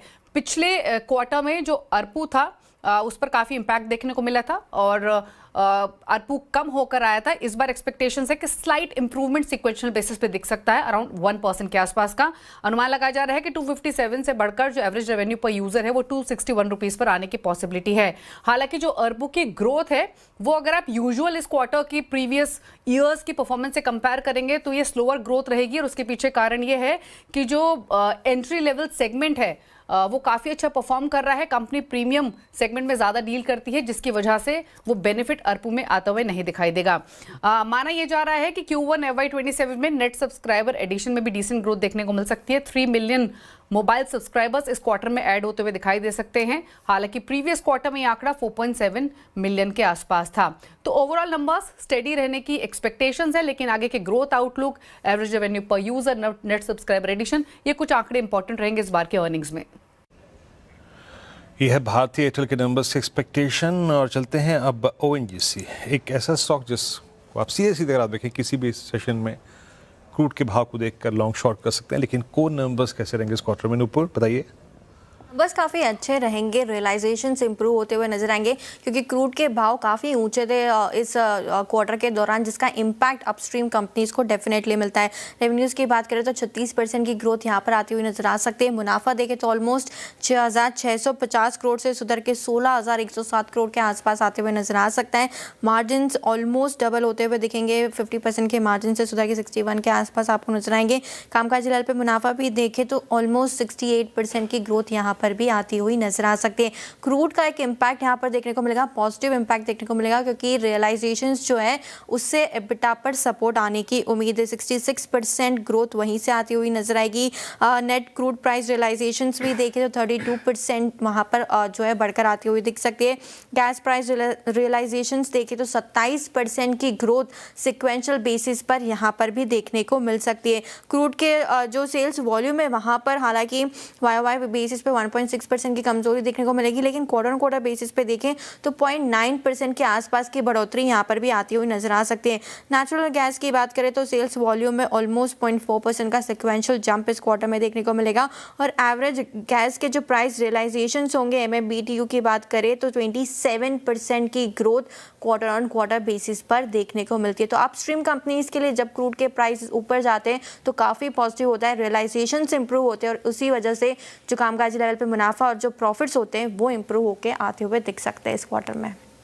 ओके, तो फिलहाल ये तो बात हो गई ONGC के, लेकिन BSE के नंबर्स काफ़ी इंपॉर्टेंट रहेंगे। यहाँ पर क्या अनुमान है आशीष? देखिए, NSE के नंबर्स तो ऑलरेडी आ चुके हैं। BSE की तरफ से सीक्वेंशियल तौर पर देखेंगे क्योंकि इनके बिजनेस में कोई सीजनैलिटी नहीं होती है। स्टेबल सेट ऑफ नंबर्स हैं, कोई बड़े फायरवर्क्स नहीं है, लेकिन खास बात है कि BSE लगातार आप देखें तो जो मार्केट शेयर इंचअप करता जा रहा है, हो सकता है कि मार्केट इसके ऊपर रिएक्शन दे। अब रेवेन्यू देखें तो सीक्वेंशियल तौर पर तकरीबन 3.3% की बढ़त देखने को मिल सकती है, 1615 करोड़ का अनुमान है। एबिटा फ्रंट पर देखें तो 7% की बढ़त है, 1062 करोड़ से 1133 करोड़ का मार्केट अनुमान लगाकर चल रहा है। लेकिन खास बात है कि जो ऑपरेटिंग एफिशिएंसी है इसमें बढ़िया सुधार है, और जो एबिटा मार्जिन पिछले क्वार्टर में 67.9% के थे वो 70.2% के देखने को मिल सकते हैं। और बॉटम लाइन में मुनाफे में भी देखें तो हेल्दी बढ़िया तकरीबन 11% की बढ़त देखने को मिल सकती है। ध्यान रखिएगा, मार्केट शेयर का डेटा काफ़ी ज़्यादा इंपॉर्टेंट है। क्वार्टर 1 में अगर आप देखें तो 49+ नोशनल FNO टर्नओवर यहाँ पर आपको देखने को मिला, और इंडेक्स ऑप्शंस में इनका ज़्यादातर कामकाज होता है, तो इसमें तकरीबन आप देखें तो टर्नओवर का करीब 34% मार्केट शेयर उन्होंने हासिल कर लिया। तो ये बहुत बड़ा माइलस्टोन है BSE के पर्सपेक्टिव से देखा जाएगा तो।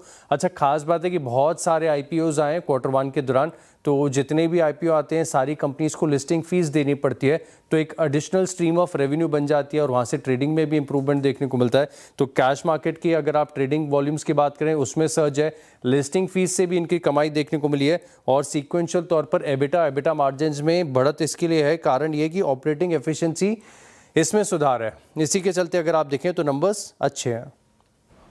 ओके, नंबर्स अच्छे लग रहे हैं आपको। और मैरिको और पिडिलाइट, ये 2 नंबर्स और तय कर लेते हैं क्योंकि Marico the best performer in entire FMCG।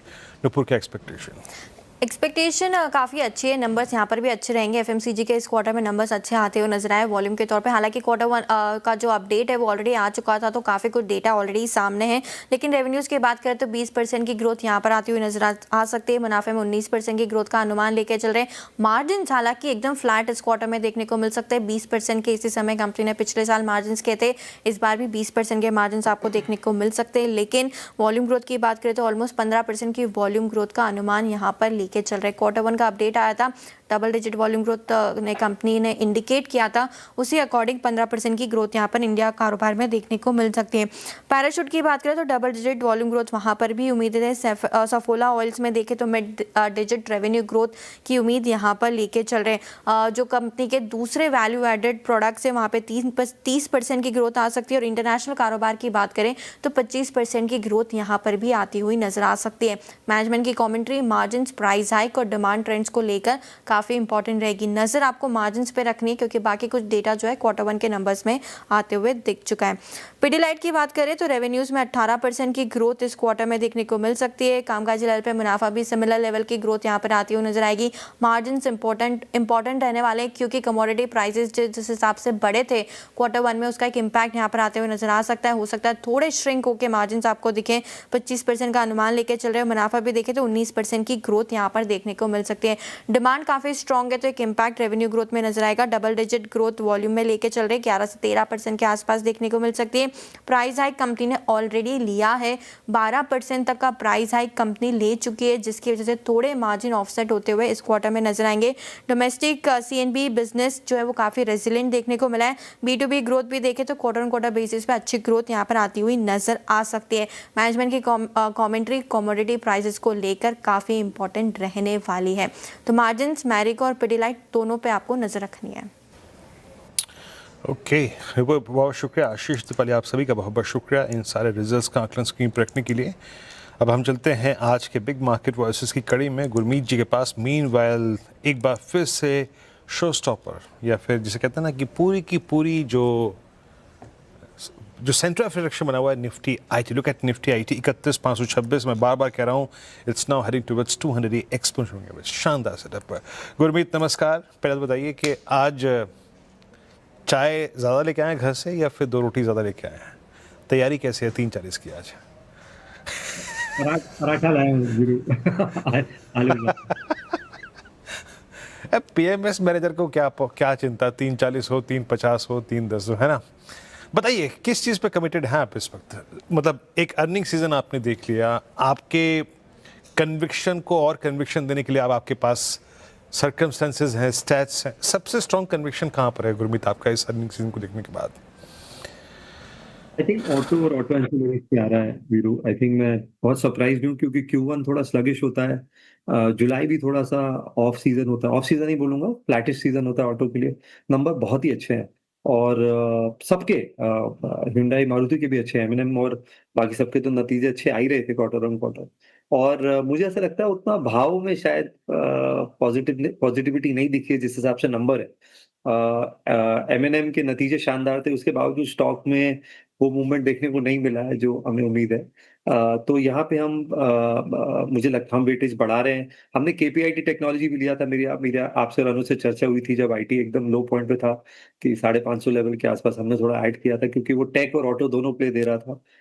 और ऑलरेडी नेगेटिविटी जो थी, गाइडेंस जो उन्होंने कम किया था वो प्राइस में था। तो यहाँ पे हम ओवरवेट हैं। आई थिंक लगभग 20% वेट होगा पोर्टफोलियो का। बहुत सारी ऑटो एंसिलरीज में आपको अर्निंग अपसाइड देखने को मिलेगा। संधार टेक्नोलॉजी है हमारे पास, ऊनो मिंडा है, राजरतन के नतीजे बहुत अच्छे आए जो बीड वायर बनाते हैं टायर की। एक केमिकल कंपनी है वो भी टायर से रिलेटेड है, JG केमिकल, जो जिंक ट्रैक्साइड बनाती है जिसका एंड यूज टायर है। तो हम काफी पॉजिटिव है स्पेस पे। दूसरा एनर्जी पावर इक्विपमेंट स्पेस में थोड़ी जो वीकनेस आई, अभी करेक्शन आया, उसको हम यूज कर रहे हैं ऐड करने को। चाहे वो जी वर्नोवा हो, चाहे आजाद इंजीनियरिंग हो, हमने करेक्शन पे थोड़ा सा एडिशन किया है। पॉलीकैब हो केबल्स एंड वायर स्पेस में। तो ये 2 पॉकेट हमें बड़े स्ट्रक्चरल लग रहे हैं जहां हमें लगता है कि अपॉर्चुनिटी लंबी है। और कुछ पॉकेट्स में जैसे बैंक्स हैं, कैपिटल मार्केट प्लेस हैं, यहाँ पे भी चीजें अच्छी लग रही है। अर्निंग सीजन ने काफी सरप्राइज किया है Q1 के पॉजिटिवली, और काफी, और मुझे लगता है कहीं ना कहीं ये ब्रेथ ऑफ द मार्केट में रिफ्लेक्ट भी कर रहा है। ये मारुति के नंबर्स आपको कैसे लगे? अभी आप बोलते बोलते निकल गए, लेकिन जैसे मेरे को इम्प्रेस कर रहे थे नंबर्स। टॉप लाइन बहुत स्ट्रॉन्ग था। आई थिंक उन्होंने खुद एक हिट ले लिया अपने मार्जिन्स पर, just to give boost to top line. और मेरे ख्याल से प्राइस कुछ बहुत उन्होंने इंक्रीज लिए भी नहीं, प्राइस हाइक। मारुति को आप कैसे रीड कर रहे हैं? ये प्राइस कैसा लग रहा है आपको इस वक्त? एक्चुअली मार्केट फ्यूचर देखता है, और मुझे लगता है कहीं ना कहीं जहां भी ईवी पोर्टफोलियो बेटर है, जहां पे हाइब्रिड पोर्टफोलियो बेटर है, वहां पे शायद बाजार ज्यादा रिवॉर्ड करेगा। इसलिए हम एमएनएम को लेके काफी ओवरवेट हैं। उसके अलावा अगर आप देखिए, आप टू व्हीलर्स में भी देखिए, आज आप देखिए एथर साल की 2.5-3 लाख मोटरसाइकिल बेचता है, उसका मार्केट कैप लगभग 40-50 हजार करोड़ हो गया है। हीरो साल की मुझे लगता है 15-20 गुना ज्यादा बेचता है, 55 लाख बेचता होगा, 60 लाख बेचता होगा, उसका मार्केट कैप 1 लाख 1.25 लाख करोड़, और हीरो का स्टेक है इतने में। तो कहीं ना कहीं बाजार ये देख रहा है कि फ्यूचर ग्रोथ क्या होगी, उतनी वॉल्यूम ग्रोथ आएगी, और मारुति के पास ऑलरेडी 45% के आसपास मार्केट शेयर है। तो मैं नेगेटिव नहीं हूँ, बट हमने पोर्टफोलियो में ऐड किया है। मैं वहां देखूंगा जहां मार्केट शेयर बढ़ सकता है। मार्केट शेयर कहाँ बढ़ सकता है? टू व्हीलर्स में टीवीएस का बढ़ सकता है, एथर का बढ़ सकता है, और एमएनएम और टाटा मोटर्स का बढ़ सकता है। तो हम यहाँ पे पोजीशन है, और उनकी जो वैल्यू चेन में एंसिलरीज हैं, हम यहाँ पे पोजीशन है। तो हम इस तरीके से इसको प्ले करेंगे, खाली एक मंथ के नंबर के बेसिस पे नहीं प्ले करेंगे। इंटरेस्टिंग। इनफैक्ट मैं भी यही सोच रही थी कि पैसेंजर व्हीकल के आंकड़े अच्छे हैं, लेकिन स्टॉक क्यों नहीं चल रहा। गुरमीत जी, गुड आफ्टरनून। अच्छा, जुलाई का महीना काफ़ी अच्छा रहा है एफपीआईज की बाइंग के लिहाज से अगर आप देखें तो, और जिस तरीके से ये इमर्जिंग मार्केट थोड़ी कोलैप्स हुई है, कॉस्पी जिस तरीके से टूटा, साउथ कोरियन मार्केट जिस तरीके से टूटा, तो क्या लग रहा है सर अगस्त में अब एफआईज की बाइंग और अच्छी होगी? देखिए, फिंगर्स क्रॉस ने, हम तो 2 साल से 2.5 साल से वेट कर रहे हैं कि एक मीनिंगफुल एफआई फ्लोज आए, पर लग रहा है कि शायद सर्कमस्टेंसेस बन रहे हैं, कम से कम सेलिंग कम हो रही है। I think for the time being मैं खुश हूं कि ज्यादा बेच नहीं रहे हैं, या कम बेच रहे हैं, या फ्लोज कम आ रहे हैं। आई थिंक वो इटसेल्फ एक पॉजिटिव है। दूसरा, आप देखिए जो पूरे हाई फ्रीक्वेंसी इंडिकेटर्स हैं, आप जीएसटी नंबर देखिए 2,15,000 करोड़ है, आप बैंक क्रेडिट ग्रोथ देखिए 17-18% है, ऑटो नंबर्स देखिए, डायरेक्ट टैक्स कलेक्शन बहुत अच्छा था, Q1 के नतीजे अच्छे आ रहे हैं, और भारत बहुत बड़े बड़े स्टेप्स ले रहा है, स्पेशली प्रिसीजन इंजीनियरिंग में। हमने अपना पहला एक्सपैंडेबल जेट इंजन बनाया, रॉकेट लॉन्च किया एक प्राइवेट कंपनी ने, बहुत सारा काम हो रहा है न्यूक्लियर कंपोनेंट्स पे। तो मुझे लगता है एक हम अच्छी कैपेक्स साइकिल में एंटर कर रहे हैं, और जब कैपेक्स साइकिल स्टार्ट होती है बहुत लंबी चलती है, बहुत समय बाद मुझे लग रहा है बहुत सारे सेक्टर्स में कैपेक्स साइकिल देखने को मिल रही है। और आप देखिए गोल्ड मोनेटाइज हो रहा है, बहुत रिकॉर्ड गोल्ड का एक होल्डिंग, एक सुनील सिंघानिया जी ने अभी पीछे डेटा दिया था कि 1.5 ट्रिलियन था गोल्ड का होल्डिंग आज से 5 साल पहले, आज 4-4.5 ट्रिलियन है। और कहीं ना कहीं गोल्ड लोन के फॉर्म में ये मोनेटाइज हो रहा है। इसका इम्पैक्ट आपको देखने को मिल रहा है कंजम्पशन में, चाहे वो एफएमसीजी हो, ऑटो, कंज्यूमर ड्यूरेबल। तो मैं काफी कंस्ट्रक्टिव हूँ मार्केट को लेके। मुझे लगता है second half of the year में एफआईएस फ्लोज भी पॉजिटिव होंगे, और बाजार ने जो 2 साल कंसोलिडेशन किया है और जो रिटेल इन्वेस्टर्स ने भरोसा दिखाया है, आई थिंक उनको रिवॉर्ड मिलेगा। आपने थोड़ा सा जिक्र किया गुरमीत जी एफएमसीजी काउंटर्स का, आईटीसी के नंबर आए और बहुत ही स्ट्रीट डमाडोल स्थिति में थी कि चलेगा कि नहीं स्टॉक सिगरेट वॉल्यूम के नंबर को देखते हुए। कैसा लगा आपको सर आईटीसी का नंबर और जिस तरह से स्ट्रीट ने रिवॉर्ड किया, और ओवरऑल एफएमसीजी पैक के नंबर्स ठीक ठाक ही रहे हैं? क्या व्यू बन रहा है? क्या अब ये जिस स्पेस ने काफ़ी पेशेंस टेस्ट किया है, यहाँ पर भी एक पॉजिटिविटी की उम्मीद रखें? बिल्कुल, आईटीसी ने तो काफी पेशेंस टेस्ट किया है। वो कई बार सारे नेगेटिव प्राइस में होते हैं, ड्यूटी स्ट्रक्चर बड़ा फरवरी में वॉल्यूम इम्पैक्ट हुआ, और एक्साइज को रिलेटेड चेंजेस हुए, तो वो प्राइस में था, इस करके आपको शायद थोड़ा सा रिबाउंड दिख रहा है। हमें food business with in FMCG बहुत अच्छा लग रहा है। आप मैरिको के नतीजे देखिए, आप मिसेस बेक्टर के देखिए, टाटा कंज्यूमर के नतीजे के, बहुत सारी जो कंपनीज फूड सेगमेंट में है वहां पे नतीजे बहुत अच्छे आए, क्योंकि एक तो प्राइस रियलाइजेशन बढ़ा है, और ये कॉन्फ्लिक्ट की वजह से एक फूड का शॉर्टेज हुआ है, और एक मूवमेंट हो रहा है ब्रांडेड फूड्स की तरफ। तो हमें ये पॉकेट एफएमसीजी का अच्छा लगता है, और हमें इटर्नल अच्छा लगता है। हमें लगता है कि अब ब्लिंकिट का मार्केट शेयर लगभग 50% हो गया है, और जो एक बार 50% क्रॉस हो जाता है वो डोमिनेट करता है, और अमेजोन नाउ शायद बाकी के स्विगी जेप्टो के मार्केट शेयर को ज़्यादा इम्पैक्ट करेगा बिग बास्केट के रादर देन ब्लिंकिट के। और इसके अलावा हमें एफएमसीजी में जो बीपीसी सेगमेंट है वहाँ हम इतना पॉजिटिव नहीं है, क्योंकि बहुत सारे ब्रांड्स हैं फॉरेन के जो लिस्टेड नहीं है, लोकल ब्रांड्स हैं, वो टफ कंपटीशन दे रहे हैं। आप एस्टी लॉडर को देखिए, क्या उनका कितना ग्रोथ हुआ है वॉल्यूम का, वो कहीं ना कहीं लैक्मे से या दूसरे ब्रांड से हुआ है। तो जो भी beauty and personal care segment है, हेयर सेगमेंट है, वहां पे एक स्टैग्नेंसी है, वो हमें एचयूएल के नंबर में भी दिखा, बहुत सारी दूसरी कंपनी के नंबर में भी दिखा। जो फूड बिजनेस है और जो high grow new age businesses हैं, यहाँ पे हम ज्यादा कंस्ट्रक्टिव। हमने रिसेंटली मीशो में भी थोड़ा सा पोजीशन लिया। ओके, मीशो भी आपने ऐड किया है, दैट्स इंटरेस्टिंग। मीशो एक बार लेके आइएगा, मीशो क्या कर रहा है, 191 स्टिल। अगर आप देखें रेंज के, नॉट एग्जैक्टली हाईएस्ट बट हाँ अच्छे जोन में ट्रेड करता हुआ। अच्छा गुरमीत, गोल्ड पर आपके विचार क्या है? डोमेस्टिक प्राइसेस करीब करीब 141 के आसपास, अंतर्राष्ट्रीय प्राइसेस करीब $4000 के आसपास। यूएस का आपने भी फेड की मीटिंग देखी, आउटकम देखा, आप उनकी बॉन्ड यील्ड्स को देखें, स्टिल कोई कूलिंग ऑफ नहीं है, 4.69। गोल्ड को देखते हुए, उसके प्राइस को देखते हुए, यहाँ से फर्दर कोलैप्स की पॉसिबिलिटी लग रही है आपको, रिवर्सल की पॉसिबिलिटी लग रही है? और in that case whether it's jewellery space या फिर गोल्ड फाइनेंस कंपनियाँ, गोल्ड कारोबार सब्सटेंशियली होल्ड करने वाले बैंक्स, इन तीनों स्पेस पे आपका टेक क्या होगा? गोल्ड पे वीरू अगर करेक्शन आता है तो हम तो बायर होंगे ऑन डिप्स पे। हम क्लाइंट्स को बोल रहे हैं कि एक हेज है पोर्टफोलियो का, जियोपॉलिटिकल अनसर्टेनिटी को लेके, यूएस में अगर कल को क्रेडिट क्राइसिस बढ़ता है उसको लेके, कोई भी एक बड़ा इवेंट अगर होता है, बाजार में बॉन्ड यील्ड्स में बहुत तेजी है।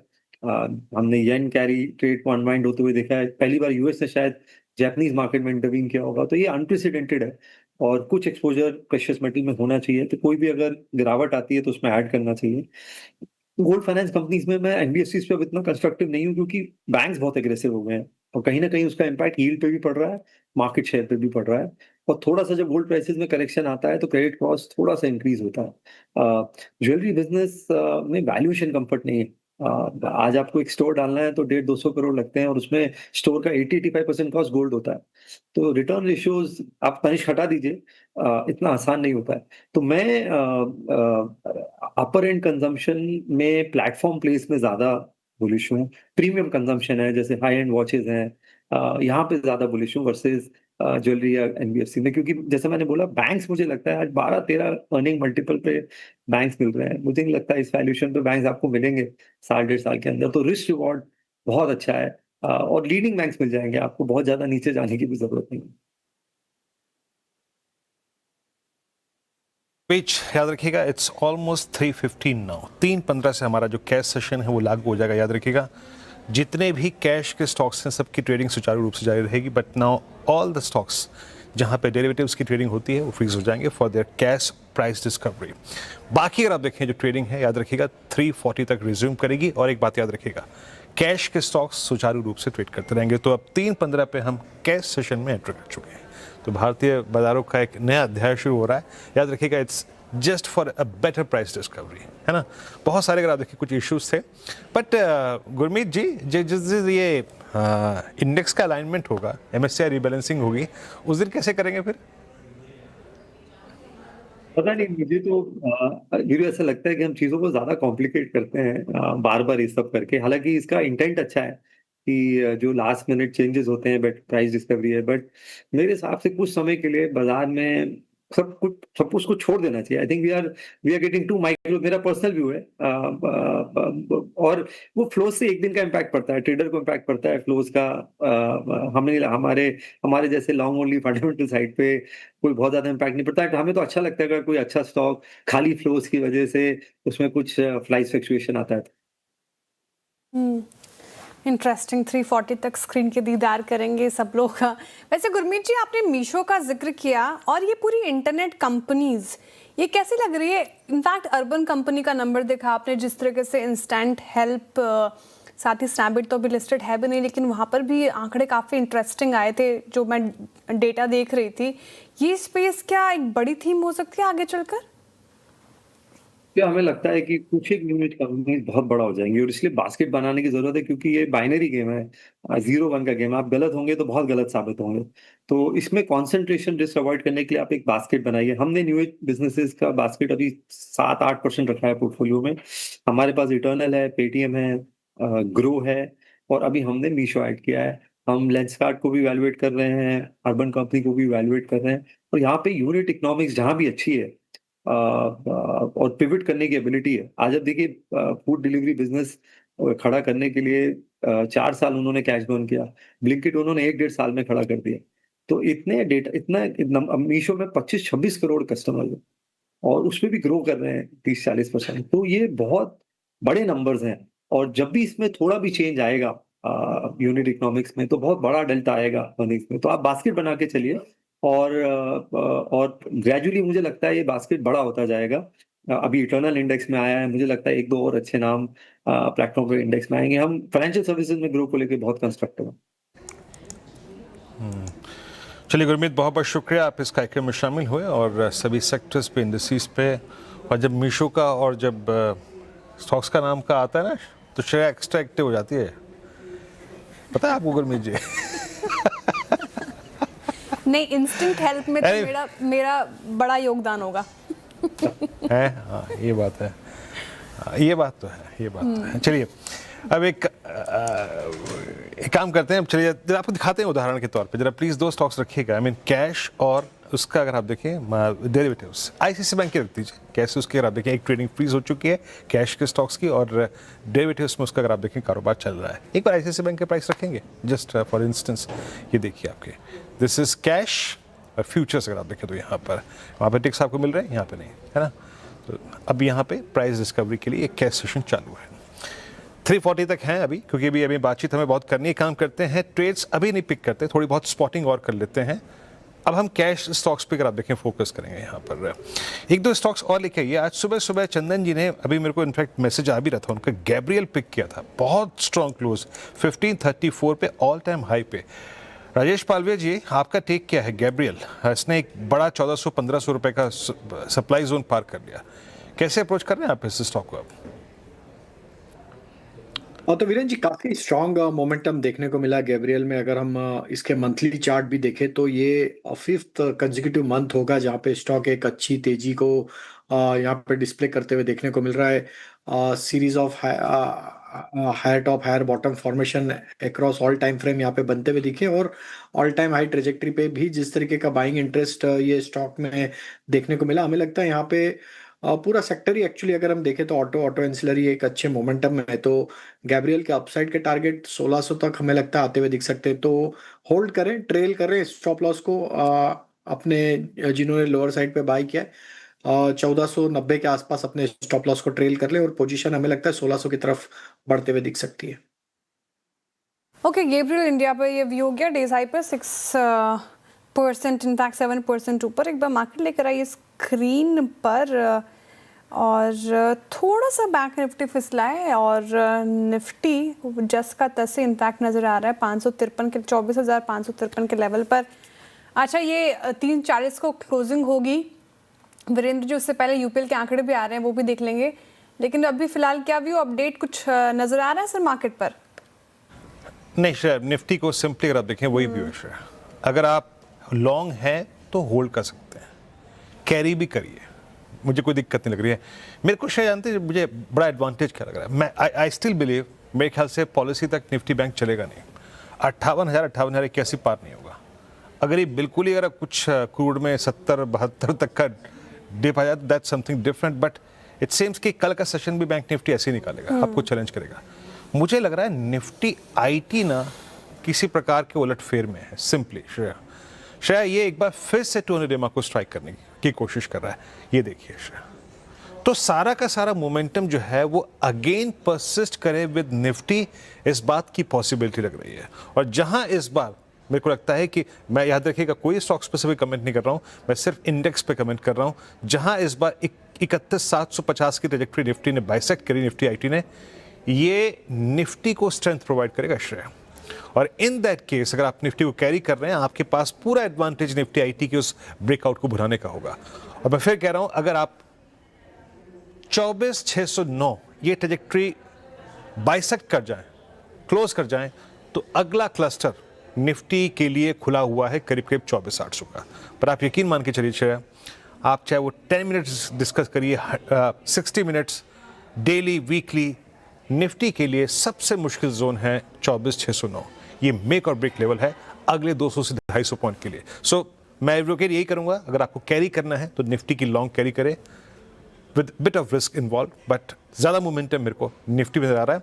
और निफ्टी बैंक को ट्रेड करने के दो ही तरीके हैं आप, either we get a appropriate dip towards 57, 200, 300, 400 और एल्स 58,081 का एक ब्रेकआउट आ जाए, क्लैरिटी मिले, तब जाके इसको अप्रोच करिए। ओके, निफ्टी आप कैरी कर सकते हैं फिलहाल लॉन्ग, और ज़्यादा कन्विक्शन वहीं पे बनता हुआ। तो ये व्यू हो गया, क्लोजिंग स्ट्रैटेजी हमने ले ली है निफ्टी बैंक निफ्टी पर। अब डीलर्स के रडार पे कौन से स्टॉक्स, अच्छा उससे पहले यूपीएल के आंकड़े देख लेते हैं एक बार। यूपीएल स्टॉक रखे कहाँ पर कामकाज कर रहा है। कंसोलिडेटेड एबिटा अगर आप देखें तो यहाँ पर बढ़ोतरी देखने को मिली है, लेकिन एबिट मार्जिन घटा है और घटकर 15.2% से घटकर 14.14% के आसपास आता हुआ।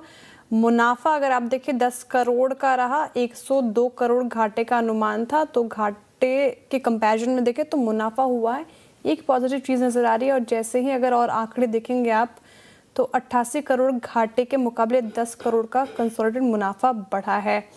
आई भी देखें तो यहाँ पर ठीक ठाक बढ़ोतरी देखने को मिल रही है, अनुमान से बेहतर यूपीएल के आंकड़े, और करीब 3% स्टॉक ऊपर है फिलहाल। चलिए डीलर्स के रडार पर कौन से स्टॉक्स हैं नुपुर से समझते हैं। नुपुर बताएं। सबसे पहले जुबिलेंट फूड, यहाँ पे आपको फोकस करके चलना है। ऑलमोस्ट 7% स्टॉक आज ऊपर था, हाई वॉल्यूम के साथ यहाँ पे खरीदारी देखने को मिल रही है।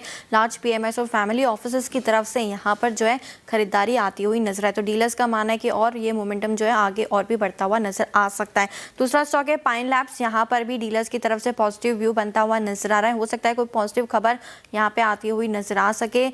9% से ज़्यादा की रैली आज के दिन देखने को मिल रही है, और वॉल्यूम्स भी देखें तो आपको हायर लेवल पर नजर आएंगे। फैमिली ऑफिस पीएमएस यहाँ पर इस स्टॉक में फिलहाल खरीदारी आती हुई दिखी है।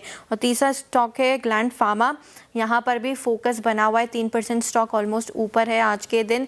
प्रोमिनेंट इंस्टीट्यूशनल जो डेस्क है वहाँ पे खरीदारी स्टॉक में देखने को मिल रही है। जुबिलेंट फूडवर्क, पाइन लैब्स और ग्लैंड फार्मा तीनों स्टॉक डीलर्स के रडार पर है। पाइन लैब्स, ग्लैंड फार्मा और जुबिलेंट फूड डीलर्स के रडार पर, तीनों में खरीदारी की राय डीलर्स की तरफ से। शुक्रिया अनुपुर जानकारी के लिए। लेकिन हमारे पैनल अब क्या पिक कर रहे हैं वो देख लेते हैं। बीटीएसटी एसटीबीटी ट्रेड्स लेना शुरू करते हैं। शुरुआत करेंगे पंकज जी, आपसे बताइए कौन सा स्टॉक।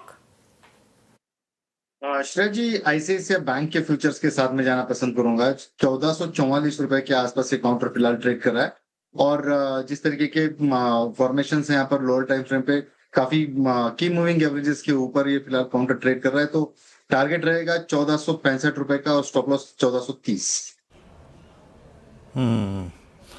ओके, अच्छा जनाब, एक सज्जन पूछ रहे हैं निफ्टी प्राइस नॉट मूविंग, याद रखिएगा स्पॉट स्थिर हो गया है।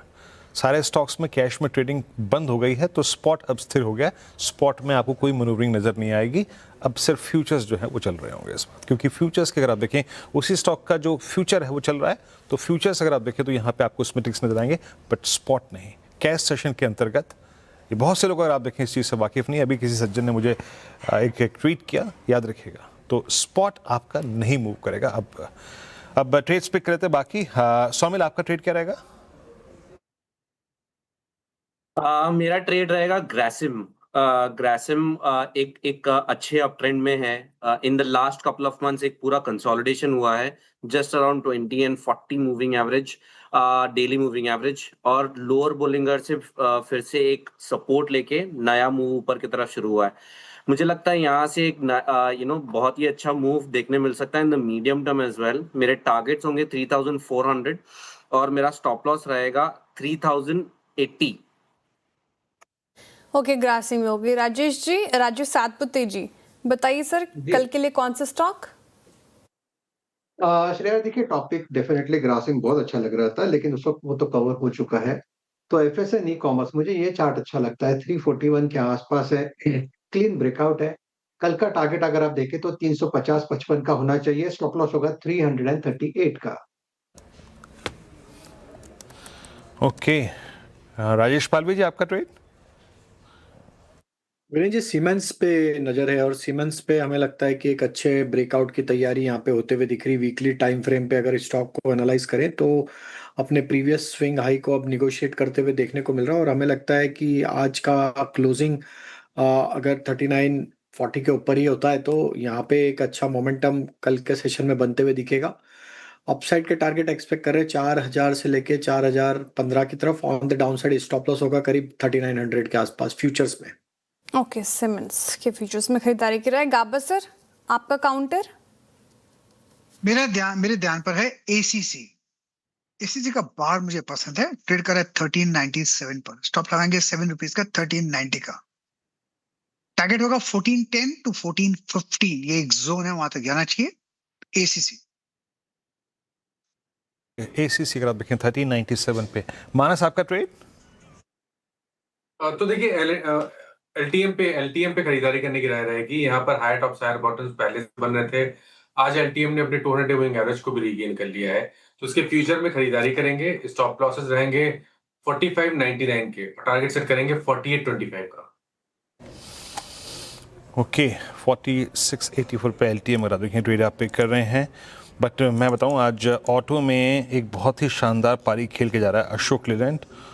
174.56 मेरे ख्याल से ये बड़ी अंडर परफॉर्मेंस के दौर के बाद आज अशोक लेलैंड का इतना स्ट्रॉन्ग रिएक्शन है। सेल्स नंबर्स अच्छे रहे। सोमिल, आपका व्यू क्या बन रहा है? अब कैपिटलाइज करेगा क्या ये स्टॉक 180 तक? और जिस प्रकार अशोक लेलैंड में अगर एक बार मोमेंटम बनता है ना तो वो काफ़ी समय तक परसिस्ट करता है। आपका टेक इस पे क्या कह रहा है? Ashok Leyland overall auto pack में मुझे लगता है कि एक नया मूव शुरू हुआ है। So Ashok Leyland definitely is a very good candidate. जो करेक्शन हमने देखा in the last couple of months या 3 महीने समझ के चलिए, ऊपर में 214 से लेके नीचे में 137 तक 38 तक गिर गया था। सो ये पूरा एक रिट्रेसमेंट था और ये रिट्रेसमेंट कंप्लीट होता है। यहाँ पे अच्छा टाइम वाइज करेक्ट भी हुआ, एक बेजिंग आउट फॉर्मेशन भी हुए और अब ये ब्रेकआउट करके निकल रहा है। आई वुड से यहाँ से एक अच्छा मूव और भी देखने मिल सकता है। 200 के targets in the medium term में देखने मिल सकते हैं। Base would be around 160। ये एक सपोर्ट की तरह काम करेगा। 200 डेली एक्सपोनेंशियल मूविंग एवरेज, तो 160 का एक स्टॉप लॉस लगा के ऊपर में आप 200 प्लस के टारगेट्स एक्सपेक्ट कर सकते हैं। लेकिन ये मीडियम टर्म के टारगेट्स या स्टॉप लॉस है, not in the short term. Okay, medium perspective से अगर आप देखें तो 200 तक के लेवल दिखा सकता है अशोक लेलैंड, रखे रडार पर। अच्छा, कुछ और काउंटर्स जो डिस्कस नहीं हुआ आज के सेशन में, एक बार रखिएगा स्क्रीन पर। विशाल मेगा मार्ट दिख रही थी मैं, और 3.5% ऊपर ये नजर आएगा फ्यूचर्स में आपको।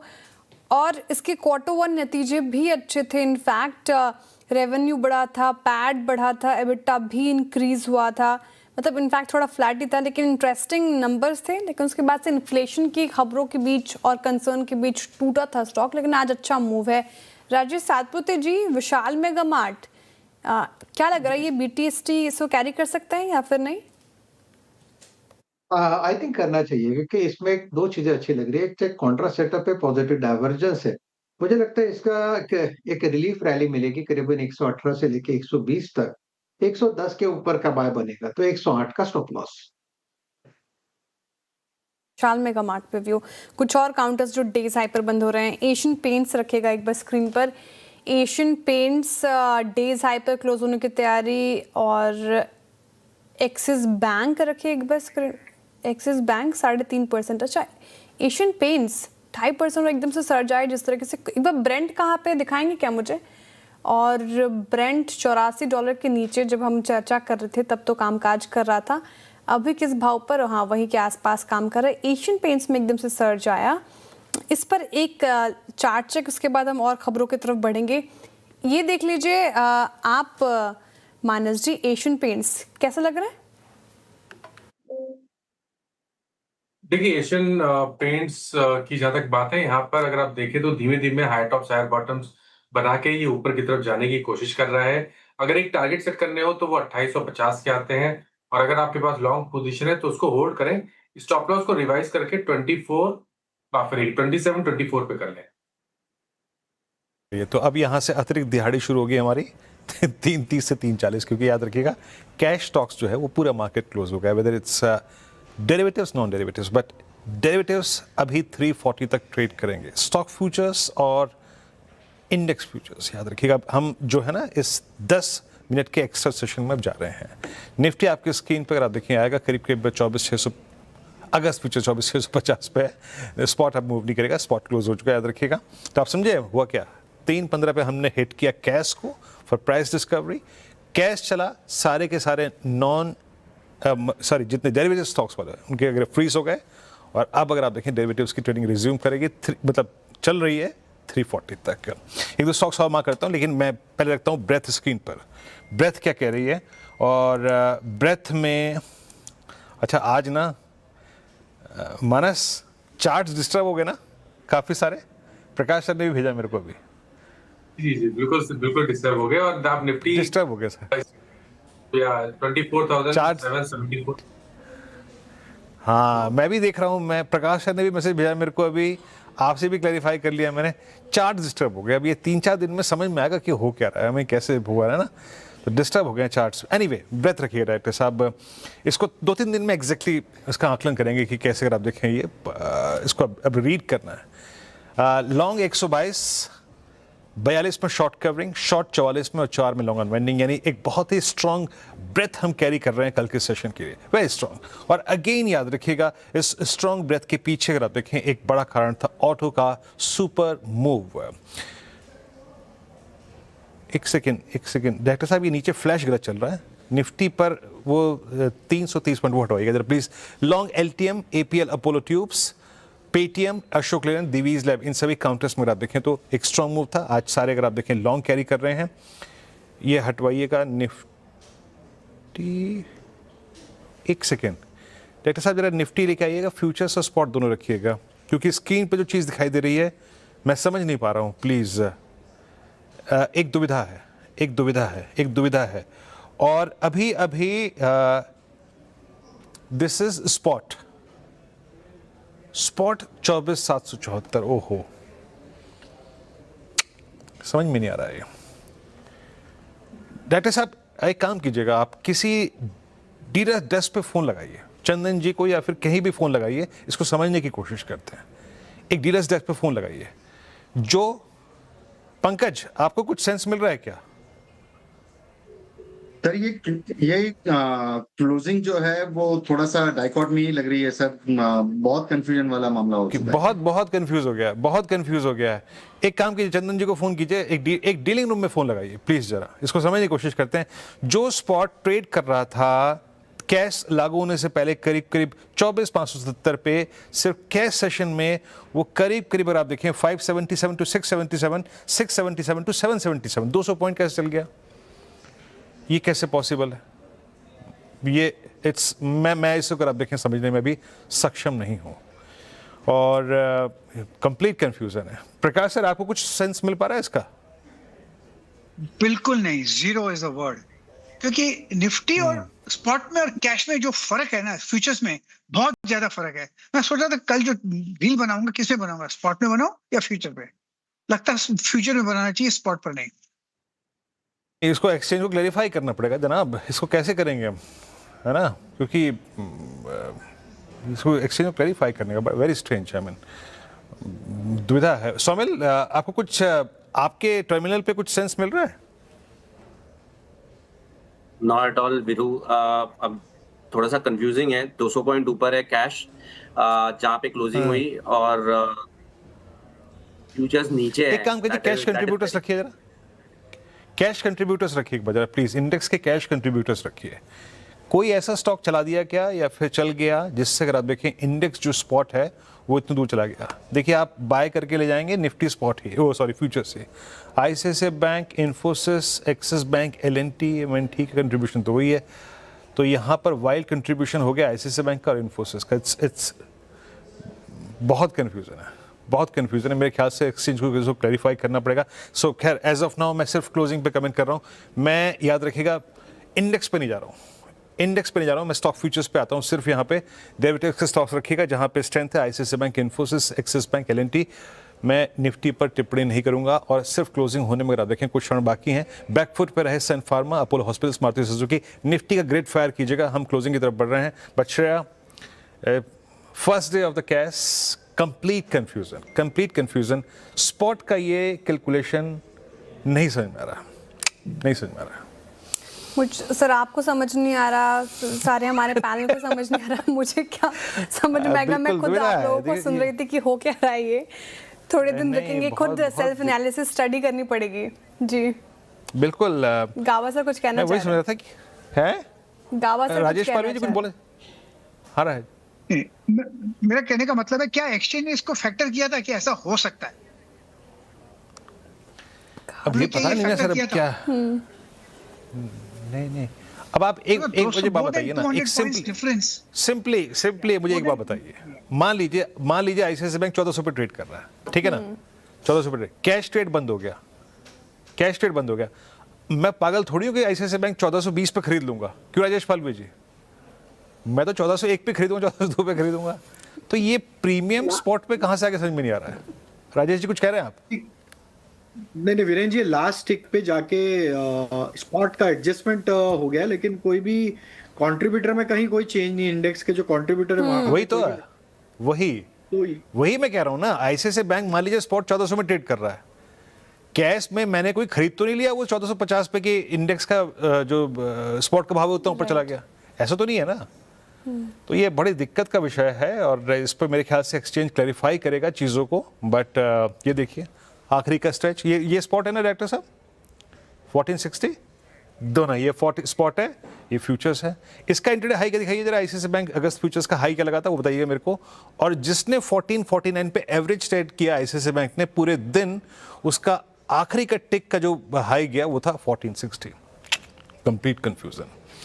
ये जो आखिरी के 15 मिनट में प्राइस डिस्कवरी हुई है स्पॉट की ना, ये आपके अंडरस्टैंडिंग से फिलहाल फर्दर डे टाइमिंग बहुत दूर है। आई थिंक कल से हमें इसको देखना पड़ेगा, पर आज का प्राइस बिहेवियर बिल्कुल डिफरेंट है। अब हम याद रखिएगा रेगुलर क्लोज की तरफ जा रहे हैं, 340 पे जो है इंडिसेस हैं और तमाम जो स्टॉक फ्यूचर्स हैं वो शट हो जाएंगे। निफ्टी आपकी स्क्रीन पे आएगा, वो करीब ट्रेड करता हुआ फ्यूचर्स जरा प्लीज रखिएगा, निफ्टी फ्यूचर्स। आईसीआईसीआई बैंक हटाइए। अब निफ्टी बैंक 58,247, अरे निफ्टी बैंक 58,247 पे क्लोज हुआ। ये सारा का सारा गेम हुआ है आईसीआईसीआई बैंक में। मेरी अंडरस्टैंडिंग से बाहर है। मेरे ख्याल से मैंने अपनी करियर में सबसे, अगर आप देखें, कंफ्यूज कर देने वाली क्लोजिंग देखी है।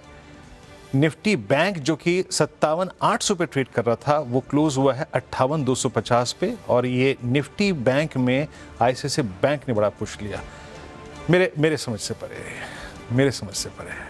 इस इंडेक्स ने 800 पे पूरे दिन ट्रेड किया था। नहीं, मैं याद रखिएगा थोड़ा सा डिसअपॉइंटेड हूँ। ये प्राइस डिस्कवरी मैकेनिज्म जो था ना कैश सिस्टम में, आज बिल्कुल डिजास्टर्स रहा। मार्केट शट की तरफ बढ़ रहा है, but no conviction to say anything कि हम किस क्लोजिंग की तरफ बढ़ रहे हैं और एडजस्टेड क्लोज कहाँ पर आएगा। But as of now it's 24,774 for Nifty. Sensex 48,639, वो ठीक है, वहाँ पे क्लोज नहीं है। निफ्टी फ्यूचर्स आपकी सीट पे 24,660 और स्पॉट अगर आप देखें 24,774। First day thumbs down. Rajesh Palve ji क्या कहेंगे आप? एक तो चार्ट इतना डिस्टर्ब हो गया ना कि आज का एनालिसिस मुश्किल हो जाएगा। बिल्कुल चार्ट डिस्टर्ब हो गया और ये कहाँ से टिक आया ये भी समझ में नहीं आ रहा है, ये कौन से स्टॉक में हुआ है। यार जरा एक बार निफ्टी बैंक का चार्ट फायर कीजिएगा जरा प्लीज, एक बार निफ्टी बैंक का स्पॉट का पूरे दिन का फायर कीजिए जरा एक बार। एक इंडेक्स जो पूरे दिन 57,600, 57,700, 800 पे ट्रेड कर रहा था, चार्ट फायर कीजिएगा प्लीज। ये देखिए मैं कह रहा था ना आपको, मैं खुद कंफ्यूज हो गया कि 57,756 का इंडेक्स 58,248, कोई भारी मिस्टेक जी। बेहतर प्राइस डिस्कवरी के लिए लाया गया और प्राइस क्लोजिंग ही समझ नहीं आ रही अभी कहाँ हुआ। ये क्लोजिंग समझ में नहीं आ रही श्रेया, ये आखिरी के आधे घंटे में क्या हुआ है, क्लोजिंग समझ में आ रही है। एक बार चंदन जी को फोन लगाइएगा प्लीज, जो इंसान इस वक्त अभी नीट से टर्मिनल्स जुड़ा हुआ है ना, उनको फोन लगाते हैं। अभी हम मार्केट ये क्लोजिंग शो शट नहीं करेंगे, इसको थोड़ा सुलझाने की कोशिश करते हैं कि हुआ क्या है ये। मैं फिर भी आपके स्क्रीन पे प्रोविजनल फिगर सकता हूं कि कहां पे क्लोज आया है और आज के टॉप गेनर्स क्या हैं। डेरिवेटिव के top gainers Jubilant foods, LTM, Apollo tubes और गॉडफ्रे फिलिप्स और सिमंस, ये कुछ कंपनीज जिनमें आज सब्सटेंशियल गेन रहे। प्लीज निफ्टी का ग्रिड लेके आइए, क्लोजिंग में वो दिखाते हैं। ग्रिड हम क्लोजिंग में दिखाते हैं एक बार कि ग्रिड जो था वो क्या कर रहा है आज। 50 ऊपर। ग्रेट रखिए डायरेक्टर साहब, प्लीज़ उसको देखते हैं, इसको छोड़िए और एक बार चंदन जी को फ़ोन लगाइए प्लीज़, ज़रा इसको समझने की कोशिश करते हैं। नहीं, मेरे ख्याल से कोई और भी डीलिंग रूम में उपस्थित हो तो फ़ोन लगाइएगा, अन्यथा बताइए मेरे को। बट श्रेया कंप्लीटली डिसअपॉइंटेड और मैं जानने की कोशिश कर रहा हूँ कि ये हुआ कैसे, but as of now no clue whatsoever. मैं तो सोच रही हूँ सर कल आप क्या स्ट्रैटेजी देंगे, कमेंट्री क्या बताएंगे वो भी आपके कंधों पर ही है। अच्छा, आशीष चतुर्मोता जी फोन पे हैं, है ना? आशीष चतुर्मोता जी फोन पे हैं। आशीष जी, मेरे ख्याल से 2005 से आप और मैं साथ हैं, डेरिवेटिव्स को देख रहे हैं, समझ रहे हैं, मैंने आपसे समझा बहुत सारी चीजों को। ये आज का क्लोज समझ में आया आपको? नहीं बिल्कुल, मैं उल्टा वीरेंद्र किसी को आज सुबह कह रहा था कि ये जो नए मैकेनिज्म आए इससे कहीं ना कहीं बाजार में एक अच्छी प्राइस स्टेबिलिटी आएगी, पर आज ये समझ में आया कि प्राइस स्टेबिलिटी के अलावा जो वोलेटिलिटी आज देखने को मिली वो जबरदस्त थी। In fact very very sharp move, और मैं येट टू अंडरस्टैंड, हम कोशिश कर रहे हैं कि इसको समझने की कि ये कारण क्या हुआ। तो काफी लोग आज बहुत कंफ्यूज थे, जो मेरी बात हो रही थी काफी लोगों से, उन्होंने ट्रेड डाला 3.15 पे, उन्होंने और उनके ट्रेड्स नहीं गए, उनको वापस अपने ट्रेड्स डालने पड़े और काफी कंफ्यूजन था आज बाजार में इसको लेके। तो शायद उसका इम्पैक्ट है, पर फिर भी इस तरह की वोलेटिलिटी बहुत ही कम देखी गई है। तो we are still trying to understand this. अच्छा, एक बात बताइए, कैश में आपको एक आपने वॉल्यूम वेटेड एवरेज प्राइस का मैकेनिज्म छोड़ दिया, ठीक है ना? आपने कैश में प्राइस डिस्कवर किया, अब आपका जो स्पॉट है चला गया इतना ऊपर, है ना? मान लीजिए मैंने जो फ्यूचर्स में लिया हुआ है सौदा, स्पॉट तो मेरा वहां पर है, अब इसको कैसे टैकल करेंगे आप कल सुबह सुबह? नहीं बिल्कुल, वही यही बात मैं कह रहा हूँ वीरेंद्र, कि ये कभी ऐसा देखा नहीं गया और इतना बड़ा गैप, इसको किस तरह से कल एडजस्टमेंट होगा ये देखने लायक है। अभी थोड़ा समय मुझे लगता है देना पड़ेगा, क्योंकि आज की ये जो मूव है बिल्कुल बहुत ही शार्प रहा है, और मुझे लगता है ट्रेडर्स बहुत ज्यादा कंफ्यूज हुए इसके अंदर में आज। तो मेरे पास भी अभी आपके सवाल का एक्चुअली सही जवाब नहीं है, हम इसको समझने की कोशिश कर रहे हैं अभी। भाई साहब एक बात समझिए, आप निफ्टी बैंक में आखिरी के कैश ड्यूरेशन में 450 पॉइंट का जंप है यार, कोई मामूली बात थोड़ी है। जरा प्लीज दिखाएंगे जरा निफ्टी बैंक का चार्ट। मेरे ख्याल से इन चीज़ों को क्लैरिफाई करना पड़ेगा एक्सचेंज को, और मेरे पास जो ट्रेड थे उनको कैसे, अगर आप देखें मैं कल मैनेज करूं। क्लोजिंग ऑप्शन सेशन में अगर आप देखें इस वक्त बहुत ही बड़ा कंफ्यूजन है। डॉक्टर साहब बताइएगा क्या करना है कार्यक्रम का, but as of now no clue whatsoever. एक इंडेक्स जो कि राजेश पालवी जी के पास कुछ मेरे ख्याल से है डेटा अभी। राजेश क्या पिक कर पा रहे हैं आप? तो अगर आप देखेंगे तो एक अनयूजुअल प्राइस मूव ग्रेसिम का भी देखने को मिल रहा है। लास्ट में स्टॉक बंद हुआ है 3260 कैश में, अगर आप देखेंगे तो। हाँ ओके, अच्छा डायरेक्टर साहब एक बार कोशिश कीजिएगा किसी और मीटिंग रूम में अगर आप संपर्क कर पाएँ, बट एज ऑफ नाउ ये क्लोज समझ से परे है, मैं नहीं समझ पा रहा हूँ। खैर अब एक क्लोजिंग की तरफ बढ़ते हैं। जरा प्लीज़ दोनों ही इंडस्ट्रीज के स्पॉट और फ्यूचर्स रख दीजिएगा, बाकी जो चीज़ क्लैरिफाई करनी होगी मैं नोटिफिकेशन अगर कोई एक्सचेंजेस का आता है तो मैं उसको नोटिफाई कर दूंगा। CNBC आवाज़ पे आपको उसको क्लैरिफिकेशन मिल जाएगा, मैं एक्स पे डाल दूंगा, मैं इंस्टाग्राम पे डाल दूंगा, but as of now it's a complete confusion. 24,661 पे आपका अगस्त फ्यूचर्स क्लोज हुआ है, और स्पॉट डायरेक्टर साहब आपके पास पता होगा कल का प्रीमियम कितना था निफ्टी फ्यूचर्स का? बट निफ्टी फ्यूचर्स जो है वो 24,661 पे क्लोज हुए हैं, और स्पॉट उससे करीब 125 पॉइंट ऊपर क्लोज हुआ है। निफ्टी बैंक अगस्त फ्यूचर्स 57,900 पे क्लोज हुआ है, और ये रहा आपका अगर आप देखें 58,247 पे। कितना हो गया? 350 पॉइंट। ऐसा दिमाग चकरा गया इस क्लोजिंग में। एनीवे श्रेयस कार्यक्रम को क्लोज करते हैं।